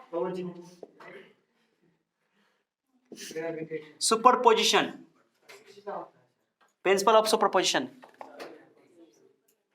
ऐसे लिख देता हूं, सुपरपोजिशन प्रिंसिपल, बस शॉर्टकट लिखता हूं, सुपरपोजिशन प्रिंसिपल। सुनो जी, बात नहीं करो, अध्यारोपण का सिद्धांत, अध्यारोपण का सिद्धांत, principle superposition principle, okay, superposition principle मैंने दिया था, सुपरपोजिशन प्रिंसिपल, ओके। चलो मैं अच्छे से एक बात को समझाता हूं, पहले मत लिखो मत लिखो मत लिखो बाबू, मत लिखो मत लिखो, समझो पहले सुपरपोजिशन प्रिंसिपल क्या होता है, अध्यारोपण सिद्धांत बोलते हैं इसको, क्या होता है मतलब समझो। हाँ सुनो सुनो, एक मास मेरे पास m1 है, क्या है बच्चा, या मैं सिर्फ इसको m बोल देता हूँ, केवल m बोल देता हूँ, ठीक है। एक मास मेरे पास यहाँ पे m1 है, जो कि इससे कितना डिस्टेंस है बच्चा बता दो, 8 डिस्टेंस पर है, इसको r1 बोल देता हूँ मैं, क्या बोल देता हूँ, सब बच्चों का ध्यान नहीं होने से फिर मैं बहुत मारूंगा, मुझे गाली आएगा। अब सुनो, ये मान लो कि मैं अभी क्या बात कर रहा हूं, मैं इस बात में इंटरेस्टेड हूं कि मैं ये जानना चाहता हूं कि ये मास पे कितना फोर्स लग रहा है, m1 पे कितना लग रहा है, हम इस बात में इंटरेस्टेड नहीं है, हम ये इस बात में इंटरेस्टेड कि m मास पे कितना फोर्स लग रहा है, तो जितना दोनों तो बराबर लगाएगा ना फोर्स, कोई दिक्कत नहीं है। तो m पर जो फोर्स लगेगा कितना लगेगा, m पर जो फोर्स लगेगा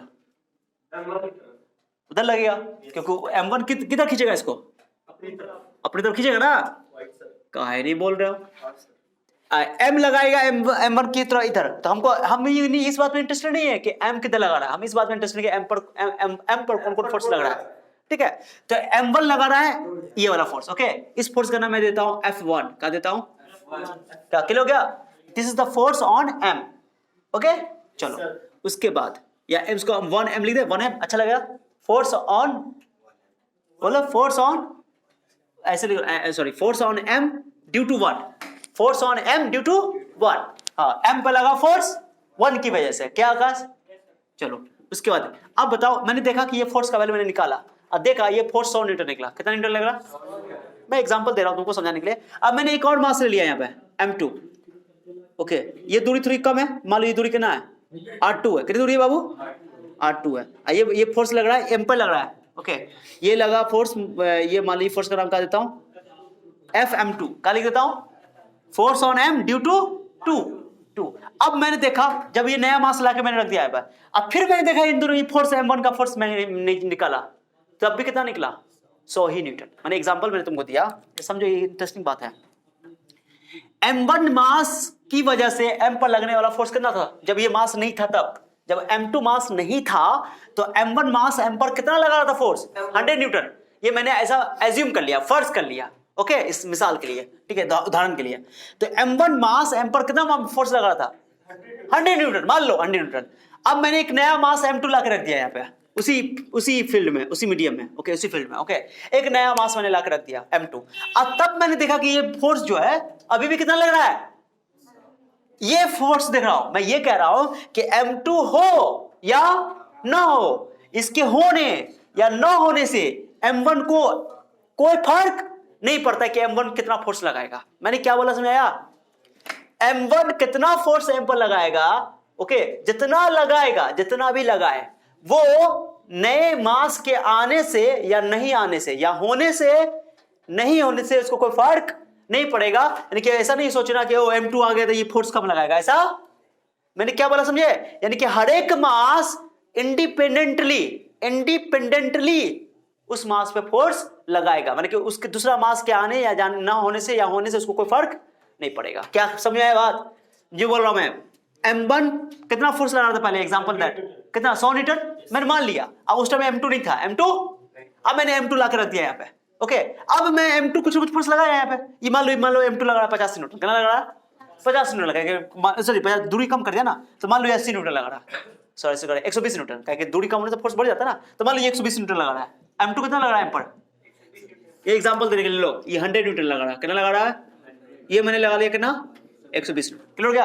अब बताओ पहले M2 नहीं था तो कितना फोर्स लगा रहा है 100 न्यूटन, अब मैंने M2 लाया, कितना लाया M2 लाया, M2 देखा मैंने कि M2 के आने के बाद, M2 के आने के बाद अभी भी M1 M पर कितना फोर्स लगा रहा है 100 न्यूटन ही लगा रहा है। मैं ये बोल रहा हूं तुमको कि M2 के होने या न होने से M1 को कोई फर्क नहीं पड़ता है, M1 अभी भी उतना ही फोर्स लगाएगा, बात खत्म। हाँ वो अलग बात है कि इस बॉडी पे नेट फोर्स कितना होगा, तो नेट फोर्स इन दोनों को जोड़ देंगे फैक्टर की तरह निकाल लेंगे, क्लियर हो गया। लेकिन इस बॉडी पर M1 की वजह से लगने वाला फोर्स M2 के होने या न होने से कोई इफेक्ट नहीं करेगा, नहीं पड़ेगा उस पर। क्या समझ आ रहा है क्या बोला मैं? Yes sir. चलो बोलो मेरे बात बोलो, M1 के द्वारा M1 M पर लगा फोर्स M2 के होने या न होने से कोई फर्क उस पर नहीं पड़ता है, क्लियर हो गया।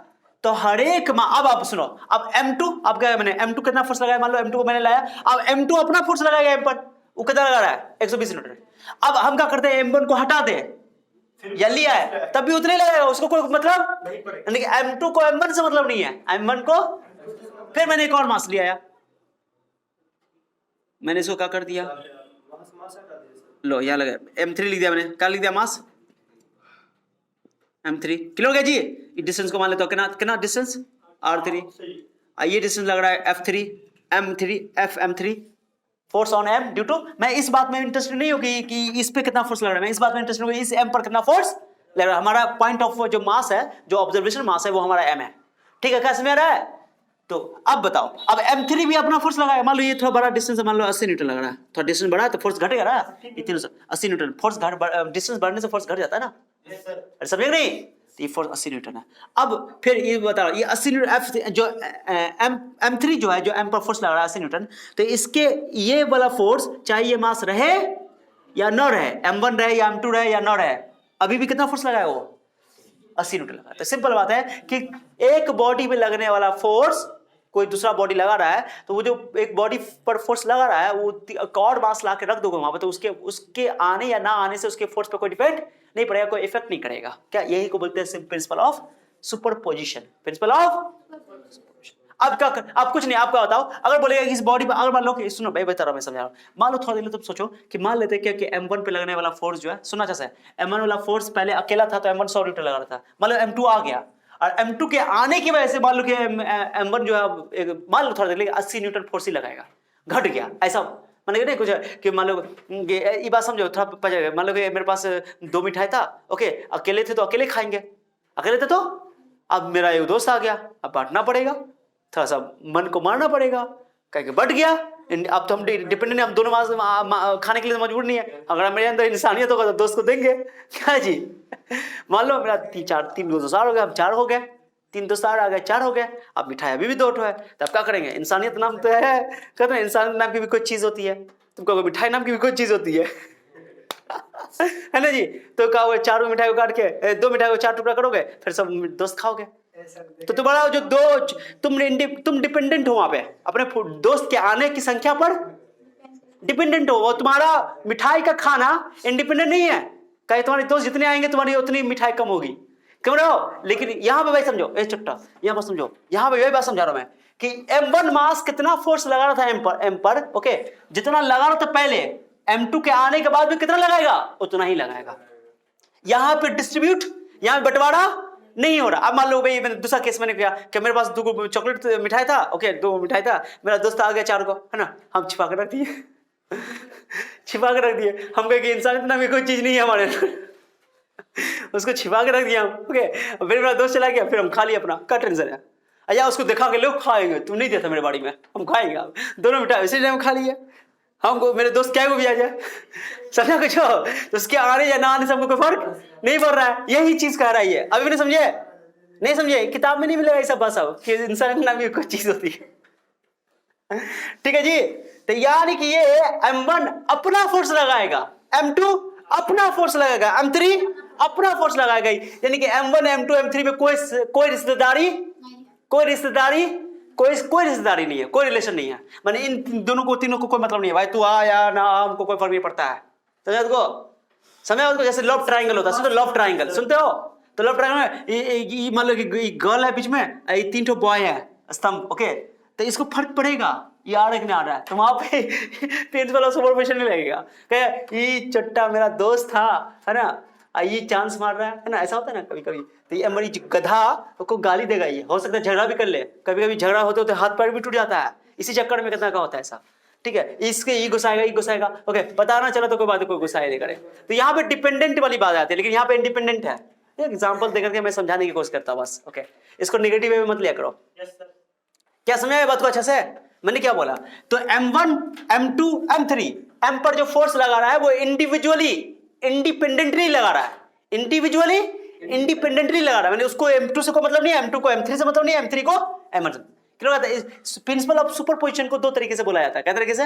एक तो ये बोल सकते हो कि M1 मास M पर जो फोर्स लगा रहा है, ओके, उसका फोर्स M2 के आने या ना आने से, या होने या ना होने से उसके फोर्स पे कोई फर्क नहीं पड़ता है, इंडिपेंडेंट होता है, वो स्वतंत्र होता है। एक तो ये डेफिनेशन उसका प्रिंसिपल। एक और तरीका, अब जब ये अपना लगा रहा है, इस बॉडी पे नेट फोर्स लगेगा ना, तो नेट फोर्स वेक्टर की तरह जोड़ दो, क्या कर दो?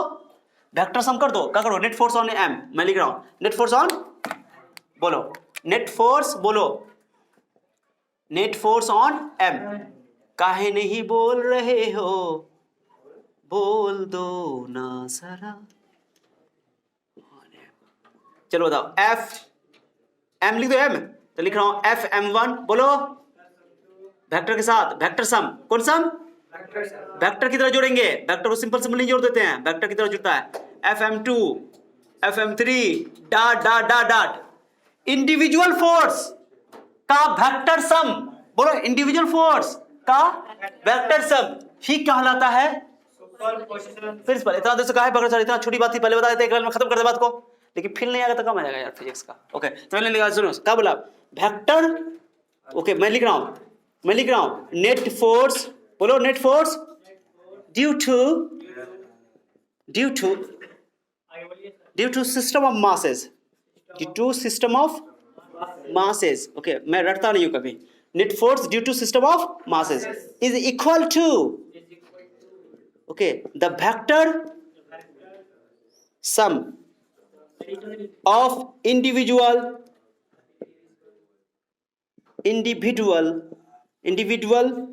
forces, खत्म। This is the law of principle of superposition.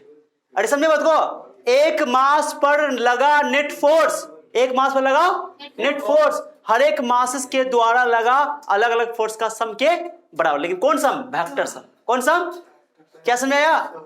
तो इस सुपरपोजिशन प्रिंसिपल को 2 तरीके से डिफाइन किया जा सकता है। एक तरीका तो ये है कि एक मास के द्वारा दूसरे मास, एक मास के द्वारा दूसरे मास पर लगाया गया फोर्स तीसरे मास के आने या ना आने से, बोलो, फर्क नहीं पड़ता, इंडिपेंडेंट होता है। एक तरीका तो ये है।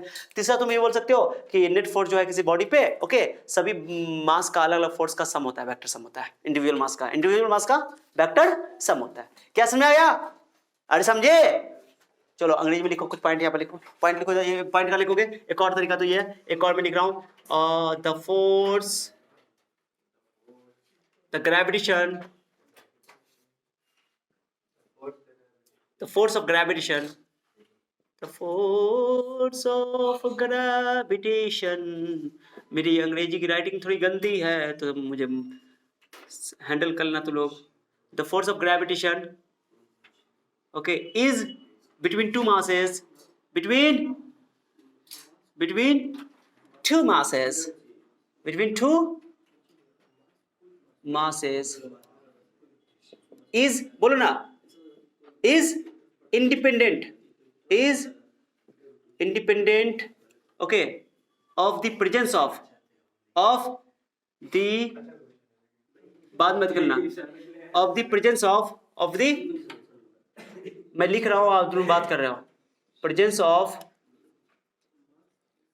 और एब्सेंस, क्या लिखते हैं? प्रेजेंस और होने, या क्या एब्सेंस है लिखे? क्या बुड्ढे सर, इतना गंदा गल्लर, सही लिखे थे क्या? सी होता है ना बीच में, एब्सेंस सही है, सही है, इतना आता है अंग्रेजी थोड़ा सा मुझे लगता है। प्रेजेंस और absence of other masses, other masses, कोई तो है जो बच्चा बात कर रहा है, सर फोड़ देंगे हम तुम्हारा। हाँ तो ठीक है जी। और दूसरा तरीका है ऐसे, दिख रहा है बाबू? वर्षा बोल नहीं रही हो? मगर लिखो, इसको पढ़ा दो जबरदस्त तरीके से।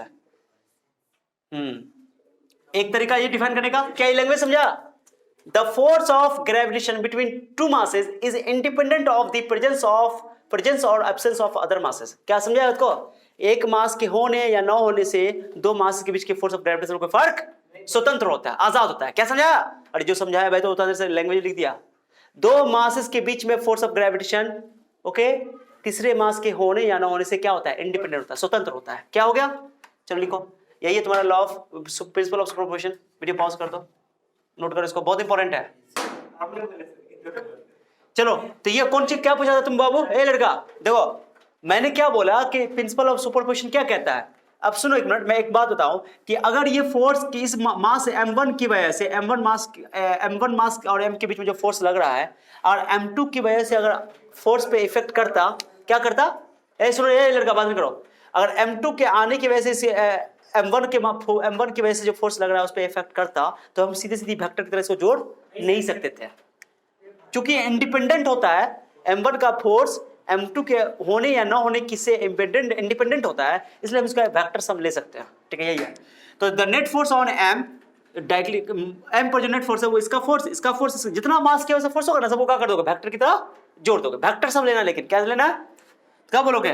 Net force due to system of masses, माने बहुत सारे मासेस की वजह से एक मास पर जो फोर्स लगेगा, okay, is equal to the vector sum of individual forces. यही है प्रिंसिपल ऑफ सुपरपोजिशन। एक तो तरीका ये डिफाइन करने का, एक तरीका ये भी है कि the force of gravitation between the two masses independent of the presence और absence of the other masses. माने कोई मास हो या ना हो, दो मासेस के बीच में जो फोर्स ऑफ ग्रेविटेशन है उसको उसके होने या ना होने से कोई फर्क नहीं पड़ता, वो स्वतंत्रता उससे इंडिपेंडेंट होता है। क्या समझ आया? तो ये हो गया। अब मैं इस पे क्वेश्चन करवाता हूँ, क्वेश्चन करवाऊंगा तो ज्यादा क्लियर होगा। क्वेश्चन करवाऊं? चलो, ये 2 नंबर में क्वेश्चन पूछा जाता है। यही प्रिंसिपल ऑफ सुपरपोजिशन सेम हम लोग इलेक्ट्रोस्टैटिक में पढ़ेंगे, सेम। ओके, मैंने बोला ना कि जो force of gravitation force chapter है ना, ये चैप्टर बिल्कुल तुम्हारा इलेक्ट्रोस्टैटिक के इक्विवेलेंट है। ओके, बहुत सारी चीज कॉमन मिलेंगी तुमको, इसलिए मैं इसको डिटेल से पढ़ा रहा हूँ। ओके चलो, डिटेल से तो सब पढ़ा रहा हूँ। जा वर्षा, क्या हो गया? क्या हो गया? क्या हुआ तेरा वादा, वो कसम, वो इरादा। चलो मैं आता हूं। चलो एक सुनो, ये बात करो, एक एग्जांपल देता हूं तुमको कि प्रिंसिपल सुपरपोजिशन का एग्जांपल दो, कितना अच्छा है। देखो ए सुनो, नए बच्चा, एक इक्विलेटरल ट्रायंगल है। क्या बच्चा? ये ए है, ये बी है, ये सी है। ए पे रखा हुआ है मास m, बी पे रखा हुआ मास m, सी पे रखा हुआ मास m। ओके सुना, बताओ तीनों के बीच में एक दूसरे को फोर्स लगेगा नहीं लगेगा? लगेगा ना। अब कुछ क्वेश्चन में तुमको क्या बोलेगा? मान लो मैं बोल रहा हूं find the net force on A, A point पे लगा नेट फोर्स निकालो, फोर्स ऑफ ग्रेविटेशन। ओके, और ये इक्विलेटरल ट्रायंगल है, ये बोल दिया है। कौन ट्रायंगल है? इक्विलेटरल है, साइड ए है। इक्विलेटरल ट्रायंगल किसको बोलते हैं? जैसे साइड इक्वल हो, और सब एंगल कितना होगा? कितने पूछते हो तुम लोग? You all are talented, okay, very talented. अब बताओ हमको ए पे लगने वाला फोर्स निकालना है। ए कितना पे लगा रहा है उसको, मतलब तो बताओ। बी ए को क्या करेगा? बी ए को क्या करेगा? खींचेगा। लो खींच देता हूँ, लो कर दिया। इधर खींच रहा है, किलो हो गया। एक फोर्स तो ये लग रहा है, इसका नाम दे दो F1। क्या दे दो? ओके चलो, डिस्टेंस तो पता है, डिस्टेंस पता है, इसका नाम क्या दे दिया मैंने? F1। एक और दो, एक फोर्स इधर लगेगा, दोनों का मैग्नीट्यूड तो सेम ही रहेगा ना। मैग्नीट्यूड क्या रहेगा दोनों का? क्यों मैग्नीट्यूड सेम है, कोई बता सकता है? ना ना ना ना, घटिया रीजन दे रहे हो, घटिया लॉजिक दे रहे हो। दोनों का मास तो सेम ही है ना, और डिस्टेंस भी दोनों का क्या है? सेम है, इसलिए फोर्स दोनों का मैग्नीट्यूड क्या रहेगा? सेम। डायरेक्शन अपोजिट है, सॉरी डायरेक्शन अलग है, अपोजिट नहीं बोलो, डायरेक्शन अलग है, लेकिन मैग्नीट्यूड वाइज क्या है दोनों? सेम है। जितना F1 का वैल्यू होगा उतना ही F2 का मैग्नीट्यूड होगा। मैग्नीट्यूड वाइज दोनों सेम है। F2 यानी कि F1 का मैग्नीट्यूड, F2 का मैग्नीट्यूड, दोनों का मैग्नीट्यूड क्या होगा बाबू? सेम है। अब मैग्नीट्यूड क्या होगा बताओ? जी बोलो जी। m1 है नहीं m स्क्वायर कर दे, पहले लिख देता हूँ m into M by R square, R की जगह क्या है तो आंसर हो गया g m square by square. किसी को दिक्कत बोल दो, कुछ दिक्कत है? तो ये तो मैग्नीट्यूड निकल गया, क्या निकल गया? अब मुझे तो वेक्टर की तरह जोड़ना पड़ेगा ना यार, तो इसका रिजल्टेंट कितना होगा बता, दोनों का रिजल्टेंट कितना होगा कौन बताएगा? ये टोटल एंगल कितना है 60 डिग्री ना, तो एकदम रिजल्टेंट इधर होगा कि ऊपर होगा कि नीचे, कितना होगा रिजल्ट कितना जाएगा? नीचे पीछे भी जाएगा, नीचे कोण यानी कि जी माइनस जे कैप माइनस, तो जे कैप के फॉर्म में जाएगा। कैसे बनेगा सवाल तुमको? तो इसका रिजल्ट निकालेगा तुमको दो तरीका है, तुमको F1 पता चल गया, आपको पता चल गया एंगल 60 डिग्री पता चल गया, फॉर्मूला लगा दो वाला 60 डिग्री बताओ कितना एंगल है ये 60 डिग्री, बताओ फॉर्मूला लगाओ। F बराबर root under F1 square F2 square 2F1 2F2 cos theta, ये ना, चूंकि F1 का तीन दोनों का मैग्नीट्यूड सेम है, इसको बोल देता हूँ, क्या बोल देता हूँ? F स्क्वायर मैग्नीट्यूड सेम है ना, F square 2F F cos theta की जगह बोलो 60 डिग्री, कितना F स्क्वायर बताओ? 2F square.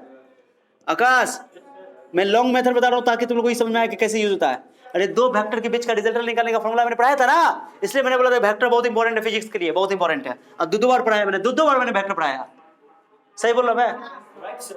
कौन सा का वैल्यू बोलो? 2 दिख रहा है क्या बाबू? देखो तो F स्क्वायर कितना F स्क्वायर हुआ? √3 F स्क्वायर कर दे क्या? तो कितना आंसर होगा बताओ? √3 इंटू F आ गया। और F का वैल्यू तुमको पता कितना है? F का वैल्यू बताओ, G m स्क्वायर बाय, अब नीचे दिख रहा है क्या? तो F निकालना, मुझे क्या निकालना है? नेट फोर्स का वेक्टर फॉर्म में लिखना पड़ेगा, कौन फॉर्म में लिखना पड़ेगा? क्या लिखो आंसर बताओ, क्या लिखोगे? किससे मल्टीप्लाई करो? I को J की किससे? जैसे नीचे ना लग रहा है, इसको तो एक्स वाई प्लेन मान लेता है अक्सर, तो जे नीचे लग रहा है, नेट फोर्स कितना लग रहा है? नीचे लग रहा है, ये जे डायरेक्शन में, कौन डायरेक्शन में? ये नेट फोर्स हो गया, नेट। चलो तो बताओ क्या होगा? तो लिखोगे minus J cap plus J की माइनस जे कैप, जल्दी बोलो जे कैप, तो माइनस जे कैप या लिख दो ना, ब्रैकेट में लिख देंगे √3 G M square by A square minus direction क्या हो गया इसका? Okay minus J cap. कोई दिक्कत किसी को? वेक्टर फॉर्म में मैग्नीट्यूड डायरेक्शन में लिखना पड़ेगा ना यार, ये तो मैग्नीट्यूड ना हुआ, ये क्या हुआ? ये डायरेक्शन। क्या समझ में आया? सच बोलो, एक तरीका तो ये है लॉन्ग तरीका। अब मैंने, तुमको यकीन नहीं होगा, याद करो, मैंने बोला भी था कि अगर मैग्नीट्यूड सेम हो ना तो √3 इंटू एफ लगा देना, फॉर्मूला बताया था ना, √3 इंटू एफ टाइटली होता है, लेकिन फॉर्मूला रटने की जरूरत नहीं है। एक तरीका हो गया ये, एक तरीका कंपोनेंट तोड़ के, कंपोनेंट तोड़ोगे ना इसको तो इतना इजी बन जाएगा तुम सोच भी नहीं सकते हो। करके दिखाए बाबू इधर, कंपोनेंट मेथड 2 कंपोनेंट करना सिखाता हूँ, जो वेक्टर पढ़ाया था मैं अब तुमको वेक्टर का जादू दिखाता हूँ। बताओ कितना है यहाँ पर ना, बताओ ये F1 था तुम्हारा, ये क्या था बताओ? ये F2 है, ये F2 है, F1 है, दोनों का मैग्नीट्यूड क्या है दोनों का? तो मैं F2 का मैग्नीट्यूड मैं लिख रहा हूँ, F1 का भी मैग्नीट्यूड F लिख रहा हूँ, मैग्नीट्यूड लिख रहा हूँ, इसका भी मैग्नीट्यूड का लिख रहा हूँ। दोनों का मैग्नीट्यूड तो सेम है ना, क्योंकि दोनों तो सेम ही मास के बीच में लग रहा है, और दोनों के बीच की डिस्टेंस भी क्या है? सेम है, तो दोनों का मैग्नीट्यूड सेम है, लेकिन डायरेक्शन क्या है? अपवर्ड। तो अब बताओ तुम लोग खुद बताना इसका, तो ये 60 डिग्री कितना एंगल है बताओ? 60 डिग्री क्या? इसका दो को कंपोनेंट तोड़ सकते हैं इसका, तो एक कंपोनेंट तो ऐसे होगा नीचे, अरे बोलो ना, एक इधर होगा, बोलो क्या होगा? ये एंगल 30 डिग्री, बोलो कितना एंगल आकाश? ओके क्लियर हो गया? तो इसका ये हो जाएगा F cos 30 degree, F cos 30 degree. एक कंपोनेंट किधर होगा? ऊपर की इधर किधर क्या बताओ? किधर? चलो बताओ, राइट की लेफ्ट के ऊपर एक वेक्टर ऐसे लग रहा है, ये नेट है, इसका दो कंपोनेंट किधर टूटेगा? एक ऐसे एक ऐसे, भूल गए क्या?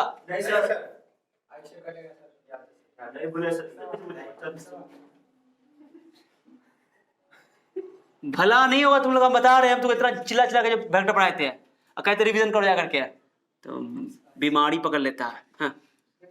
F cos की साइन देख लो कितना यूज होगा वेक्टर का, देख रहे हो? मैंने बोला वेक्टर फिजिक्स का बैकबोन है, इलेक्ट्रोमैग्नेटिज्म में वेक्टर का तो दमदार तरीके से यूज होगा, मैंने बहुत अच्छा से पढ़ाया। इसका भी करो, चलो अभी रुको, इस वेक्टर का दो कंपोनेंट तोड़ लिया, इस वेक्टर का एक इधर एक इधर, अब इस वेक्टर को तोड़ो, इसका भी तोड़ो, एक इधर टूटेगा एक नीचे, तो एक तोड़ो। चलो इसका F2 का भी क्या हो? ये भी तो 30 डिग्री है ना एंगल, तो फिर एक और F cos 30 डिग्री, और एक और ना, और ये वाला हो जाएगा बोल दो ना जरा, दोनों से मैं, ये दोनों इक्वल एंड अपोजिट कहाँ हो जाएगा दोनों, खल्लास, कैंसिल कर देगा। Equal and opposite forces are cancel each other, okay, दोनों एक दूसरे को कैंसिल कर देगा। तुम अच्छा से बैठो, कैंसिल कर देगा, कर गया कैंसिल। आई दोनों डायरेक्शन में क्या आ गया, दोनों क्या कुछ में आ गया, दोनों का डायरेक्शन क्या हो गया, दोनों डायरेक्शन तो सेम ही हो गया। तो एफ एफ क्या हुआ, एफ बताओ क्या हुआ, 2f cos 30 डिग्री, ओके। और डायरेक्शन क्या हो गया, डायरेक्शन बताओ,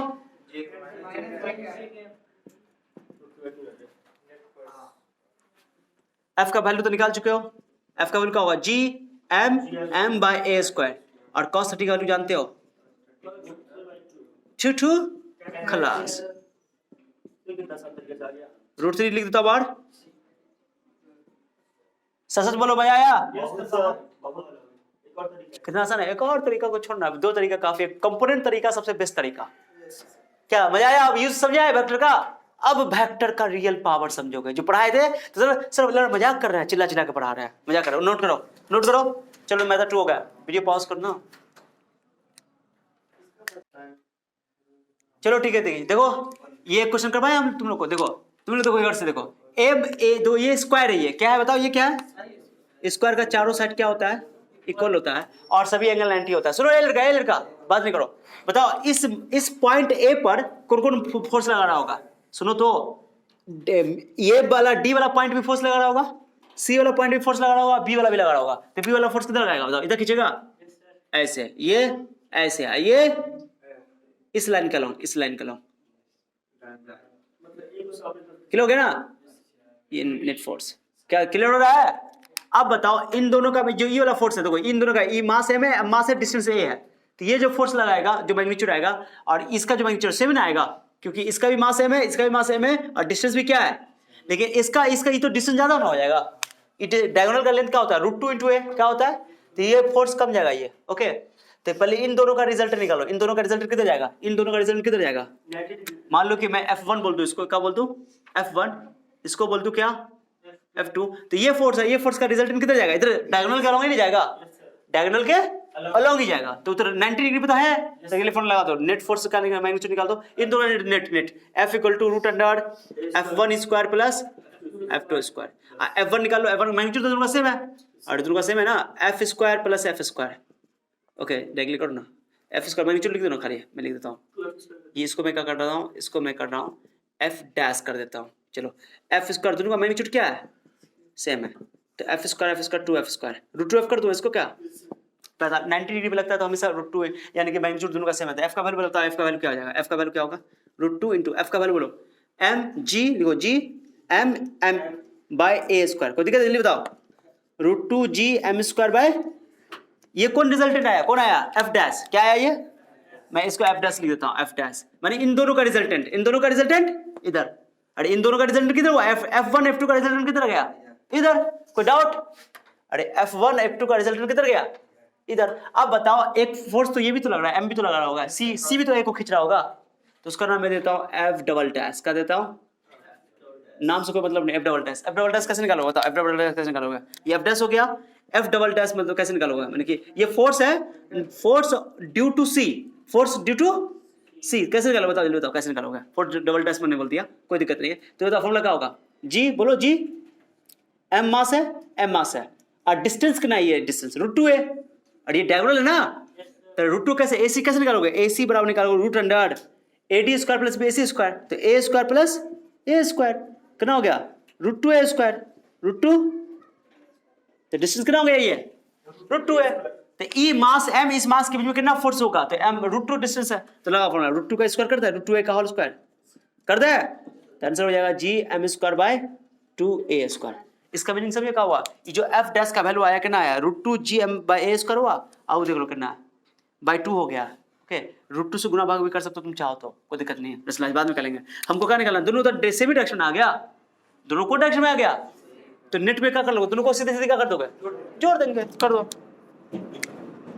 हेंस F नेट बोलो, नेट फोर्स का मैग्नीट्यूड लिख रहा हूं मैं, मैग्नीट्यूड डायरेक्शन की बात नहीं, डायरेक्शन तो 45 पे जाएगा, कर जाएगा, कोई दिक्कत नहीं है, डायरेक्शन IJ के नहीं लगा सकते उसमें, डायरेक्शन IJ के दोनों आएगा लिखना चाहोगे तो, चलो तो नेट फोर्स का मैग्नीट्यूड बताओ क्या होगा, F dash plus F double dash, F dash का वैल्यू बताओ कितना है, √2 G M square by A square, इसका बोलो, अरे बोलो ना, जी एम स्क्वायर बाय, कुछ कॉमन है तो बाय 2, 2 छूट गया, कुछ कॉमन है तो common, G M square by A square common ले लें, G M square by A square common ले लो, बच गया अंदर √2 प्लस 1/2, ये आंसर हो गया, खत्म। ये मैग्नीट्यूड निकला। डायरेक्शन की बात करोगे तो आई जे के टर्म में लिखना पड़ेगा, इसका एक क्या बोलते हैं, इस टर्म है ना, तो इसका प्लस आई जे कैप, इसका minus J cap. Okay, fourth quadrant में चला जाता है, तो देखने की जरूरत नहीं है। क्या समझ में आया? कोई डाउट? आसान है कि नहीं है? नोट करो इसको, चलो वीडियो पॉज करो, खाली वीडियो पॉज करो। चलो ठीक है, तो vector form of law of gravitation को हम बात करते हैं। तो ये मास m1 है, क्या है ये मास m2 है, इनके बीच की दूरी क्या है, ये दूरी बताओ, ये दूरी क्या है, डिस्टेंस कितनी है, ये डिस्टेंस कितनी है, r मान लो, r ही नहीं लेते हम लोग अक्सर, d भी ले सकते हो। सुनो ना, नहीं बोलो, मजा नहीं आ रहा है। ये फोर्स लग रहा है, इस फोर्स को क्या बोलोगे, जल्दी बोलो, इस फोर्स को बोलोगे किस पे लग रहा है, 1 पे, तो बोलो फोर्स ऑन 1 ड्यू टू 2, इसको क्या बोलोगे, एकदम सेम लिखो ये, इसको क्या बोलोगे बाबा, फोर्स ऑन 2 ड्यू टू 1। दोनों इक्वल एंड अपोजिट फोर्स होता है, equal and opposite, equal and opposite, इसलिए ये न्यूटन थर्ड लॉ को फॉलो करता है, वो भी करता है। क्लियर हो गया? इसको वेक्टर फॉर्म में लिखना है। किस फॉर्म में लिखना है? बहुत इंटरेस्टिंग बात बताने वाला हूं मैं तुमको, समझो। मैं लिख दे रहा हूं, पहले यहाँ पे मैं लिख रहा हूं कि F12 क्या है, लिख रहा हूं वेक्टर फॉर्म कैसे लिखेंगे, बहुत ईजी है, बच्चे को टफ लगता है। F12 में लिख रहा हूं, F12 का लिखोगे फोर्स ऑन, बोलो खुद से बोलो, फोर्स ऑन 1 यानी कि m1 ड्यू टू लिखो या बाय लिखो, बाय भी लिख सकते हो, m2, कोई दिक्कत किसी को?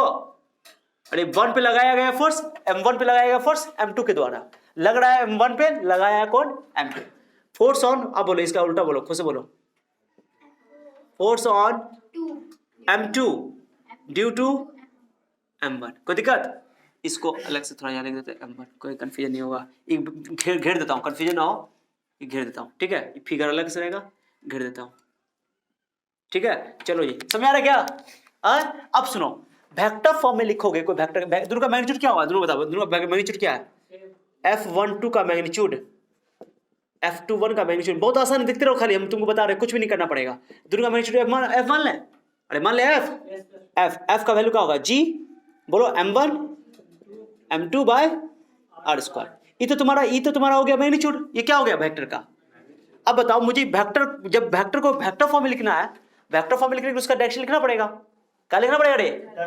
अब दोनों का डायरेक्शन तो एक दूसरे का उल्टा है। अब सुनना, जो मैं बता रहा हूं बहुत इंटरेस्टिंग है, देखो सब बच्चा सुनना।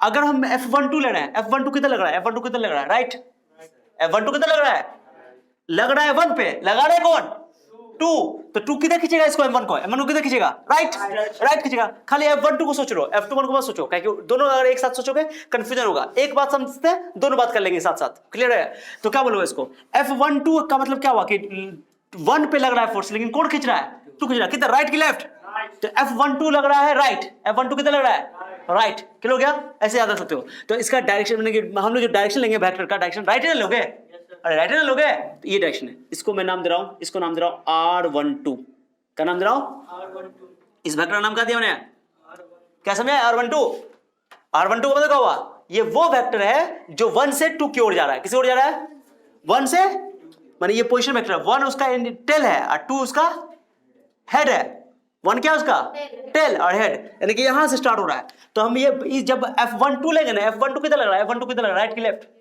राइट लग रहा है, तो हमको डायरेक्शन भी कितना लेना पड़ेगा उसका, राइट लेंगे, तो राइट डायरेक्शन क्या होगा, R12, क्या समझ आ रहा है, R12। अब बताओ मैं लिख रहा हूं, फोर्स को लिखना है वेक्टर फॉर्म में, क्या लिखना है बाबू बताओ, कौन फोर्स को लिख रहा हूं मैं, कौन फोर्स को लिख रहा हूं, F12 को लिख रहा हूं वेक्टर फॉर्म में। तो क्या करेंगे, इसके मैग्नीट्यूड को, बोलो जल्दी बोलो, इसके मैग्नीट्यूड को इसके यूनिट वेक्टर से, क्या जानते हो ना, कभी भी वेक्टर लिखते हैं हम लोग, कभी भी तो क्या करते हैं, वेक्टर लिखने के लिए क्या करते हैं कि मैग्नीट्यूड को उसके यूनिट वेक्टर से क्या करते हैं, याद है कि नहीं, भूल गए हो, नहीं भूले, याद है, इसलिए वेक्टर पढ़ाया था। अब मैंने बोला था फिजिक्स में वेक्टर बैकबोन है फिजिक्स का, ठीक है। अब बहुत डिटेल से मैंने चिल्ला के पढ़ाया था, जब चिल्ला रहा था तो लग रहा था सर को कोई इंजेक्शन दे दिया पागल वाला, समझे, तो उस टाइम लग रहा था, इसलिए चिल्ला के पढ़ाता हूँ, एक ही बात को बार बार बोलता हूँ। ओके, तो ये वेक्टर का मैग्नीट्यूड, उसकी यूनिट वेक्टर उसका डायरेक्शन है, क्या है, डायरेक्शन किधर है, राइट है, ये वाला, क्लियर हो गया। अब वेक्टर का मैग्नीट्यूड क्या है, F है, जल्दी बोलो, R12 कैप रख दो डायरेक्शन, ये R कैप इनडक्टर। अब बताओ जल्दी बताओ जल्दी बताओ, F का वैल्यू बोलो, F का वैल्यू बोलो, F का वैल्यू बोलो, बोलो ना बोलो ना बोलो ना, F का वैल्यू बोलो, G M1 M2 by R square, okay. और R यूनिट वेक्टर नहीं है, R1 कैप, ये तरीका लिखने का। अब यूनिट वेक्टर कैसे लिखते हैं, उस वेक्टर का मैग्नीट्यूड और सॉरी वो वेक्टर उस वेक्टर का मैग्नीट्यूड का। तो R12 के बदले में क्या लिख सकते हैं, R12 वेक्टर, R12 वेक्टर, क्या लिखोगे, R12 का मैग्नीट्यूड। ये ना तरीका है, बोलिए ना रहे हो तुम लोग, छी छी छी छी। ये R12 का मैग्नीट्यूड तो R ही ना होगा, R12 का मैग्नीट्यूड, R12 का जो मैग्नीट्यूड मैं यहाँ लिख देता हूँ, R12 का जो मैग्नीट्यूड है यहाँ पे लिख देता हूँ, कहाँ लिख दूँ, कहाँ लिख दूँ, R12 का मैग्नीट्यूड कितना होगा, R ही ना होगा जी। तो रख दो यहाँ पे R। चलो मैं इसको घेर रहा हूँ, घेर रहा हूँ, घेरा, ये रातें उसी रात हो जाए अंधे, देखो बोलो, G M1 M2 by R, इसकी जगह R लिख दे, R स्क्वायर, सॉरी R, और इसको घेर रहा हूँ मैं, घेर रहा हूँ। चलो बताओ R12 कैसे लिखता हूँ, छेड़छाड़ मत करियो। अब R12 को बदले में क्या लिखता है, R, अब क्या होगा फॉर्मूला, बताओ जल्दी बताओ, G M1 M2 by R Q कर दे इसको,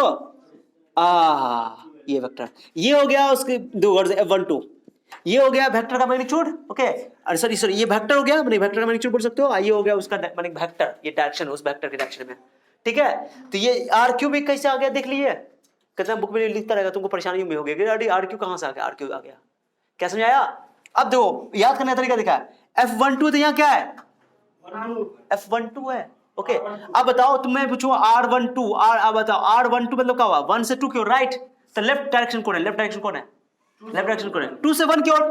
तो R12 जो है, यहाँ पे एंड लिख रहा हूं उनको, R12 जो है वो माइनस R21 के बराबर है कि नहीं है, दोनों एक दूसरे का अपोजिट है कि नहीं है। ये R12 है तो R21 किधर होगा, R21 इधर होगा, ये R21 हो गया, लो लिख दिया R21 लेफ्ट की ओर, क्या समझ आया, एक दूसरे नेगेटिव के बराबर नहीं है। तुम चाहो तो ये R12 के बदले में R21 भी किताब में लिखा, ये तरीका तो हो गया, याद रखने का तरीका। 1 2 तो यहाँ कहाँ लिखोगे, रटने की जरूरत, ये 1 2 है तो क्या हो गया, ये 1 2, ये कभी रटना ही नहीं पड़ेगा, मैं बता रहा हूँ, बहुत इजी है, बहुत इजी है, ओके। अब मैं क्या कर रहा हूँ कि F12 को ही बोलो, G M1 M2 by R Q, और इस R12 के बदले में क्या लिख सकता हूँ, माइनस बाहर लगा रहा हूँ, माइनस बाहर लगा रहा हूँ मैं, पहले रुको माइनस, मैं लिख देता हूँ माइनस R21, हो गया अपना काम, ये तक हो गया। मैं तुमको समझाने के लिए ऐसा कर रहा हूँ, बता रहा हूँ तुमको, कोई दिक्कत किसी को, माइनस बाहर निकालो, माइनस बाहर निकालो, कहाँ आ गए, कहाँ आ गए, ये कहाँ आ गए हम, यूं साथ चलते चलते, G M1 M2 by R square, R क्यों ना, R क्यों रेडे, और इधर का बच गया R2, मैं क्या बोल रहा हूं, ये हो गया अपना काम यहीं तक हो गया।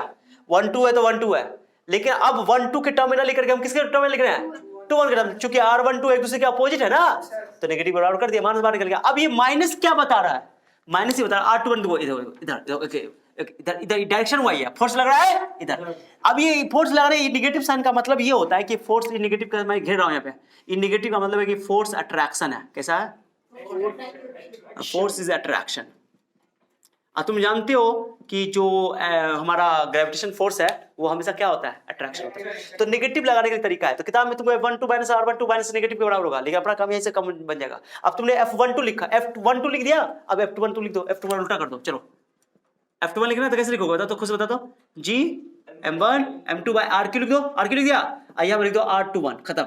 यहाँ F21 लिखा ना, तो यहाँ क्या लिख दोगे, जितना है हो गया। एक और तरीके से लिख सकते हो, क्या माइनस लगा दो, G M1 F2 बाय, जल्दी बोलो ना, R Q, okay, minus R21 की जगह लिख सकते हो, कुछ रटने की जरूरत नहीं है, बहुत आसान है।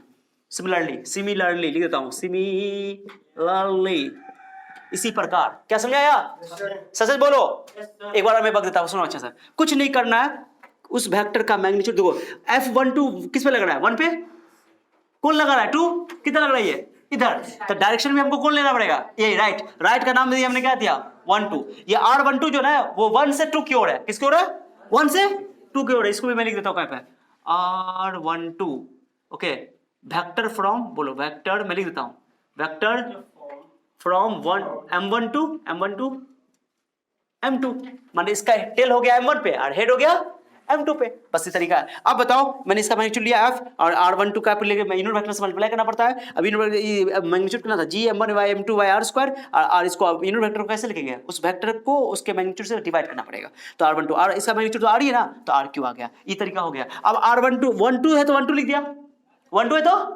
हो गया वेक्टर फॉर्म, इतना तक काम बन गया। अब इसको 2 1 के टर्म में लिखना है, किस टर्म में लिखना है, 2 1 के टर्म में। r12 चूंकि r21 के नेगेटिव के बराबर है, तो यहाँ नेगेटिव लगा दिया, बार माइनस लगा दिया। ये माइनस इसलिए लगाया जाता तरीका कि माइनस हमको बताता है कि अट्रैक्शन फोर्स है। कौन फोर्स है, यानी कि r21 में, यानी कि r21 का लोग इधर से, यानी कि जो m2 है ना, m1 को क्या कर रहा है, अट्रैक्ट कर रहा है, इस डायरेक्शन से हम लोग बात करते हैं, इसलिए नेगेटिव साइन आता है। तो नेगेटिव किसको रिप्रेजेंट करता है, किसको रिप्रेजेंट करता है, अट्रैक्शन फोर्स को, किसको, अट्रैक्शन को, इसलिए मैंने इसे बनाया। क्लियर हो गया अच्छे से, इस समय आया। और उसी तरह जब तुमने f12 लिख दिया तो f21 भी लिख दो, देख करके, यहाँ f21 तो r21 लिख दोगे, r2 रहेगा ही रहेगा, बस खाली r21 को हटा करके r21 बार माइनस लगा दो, कोई दिक्कत किसी को।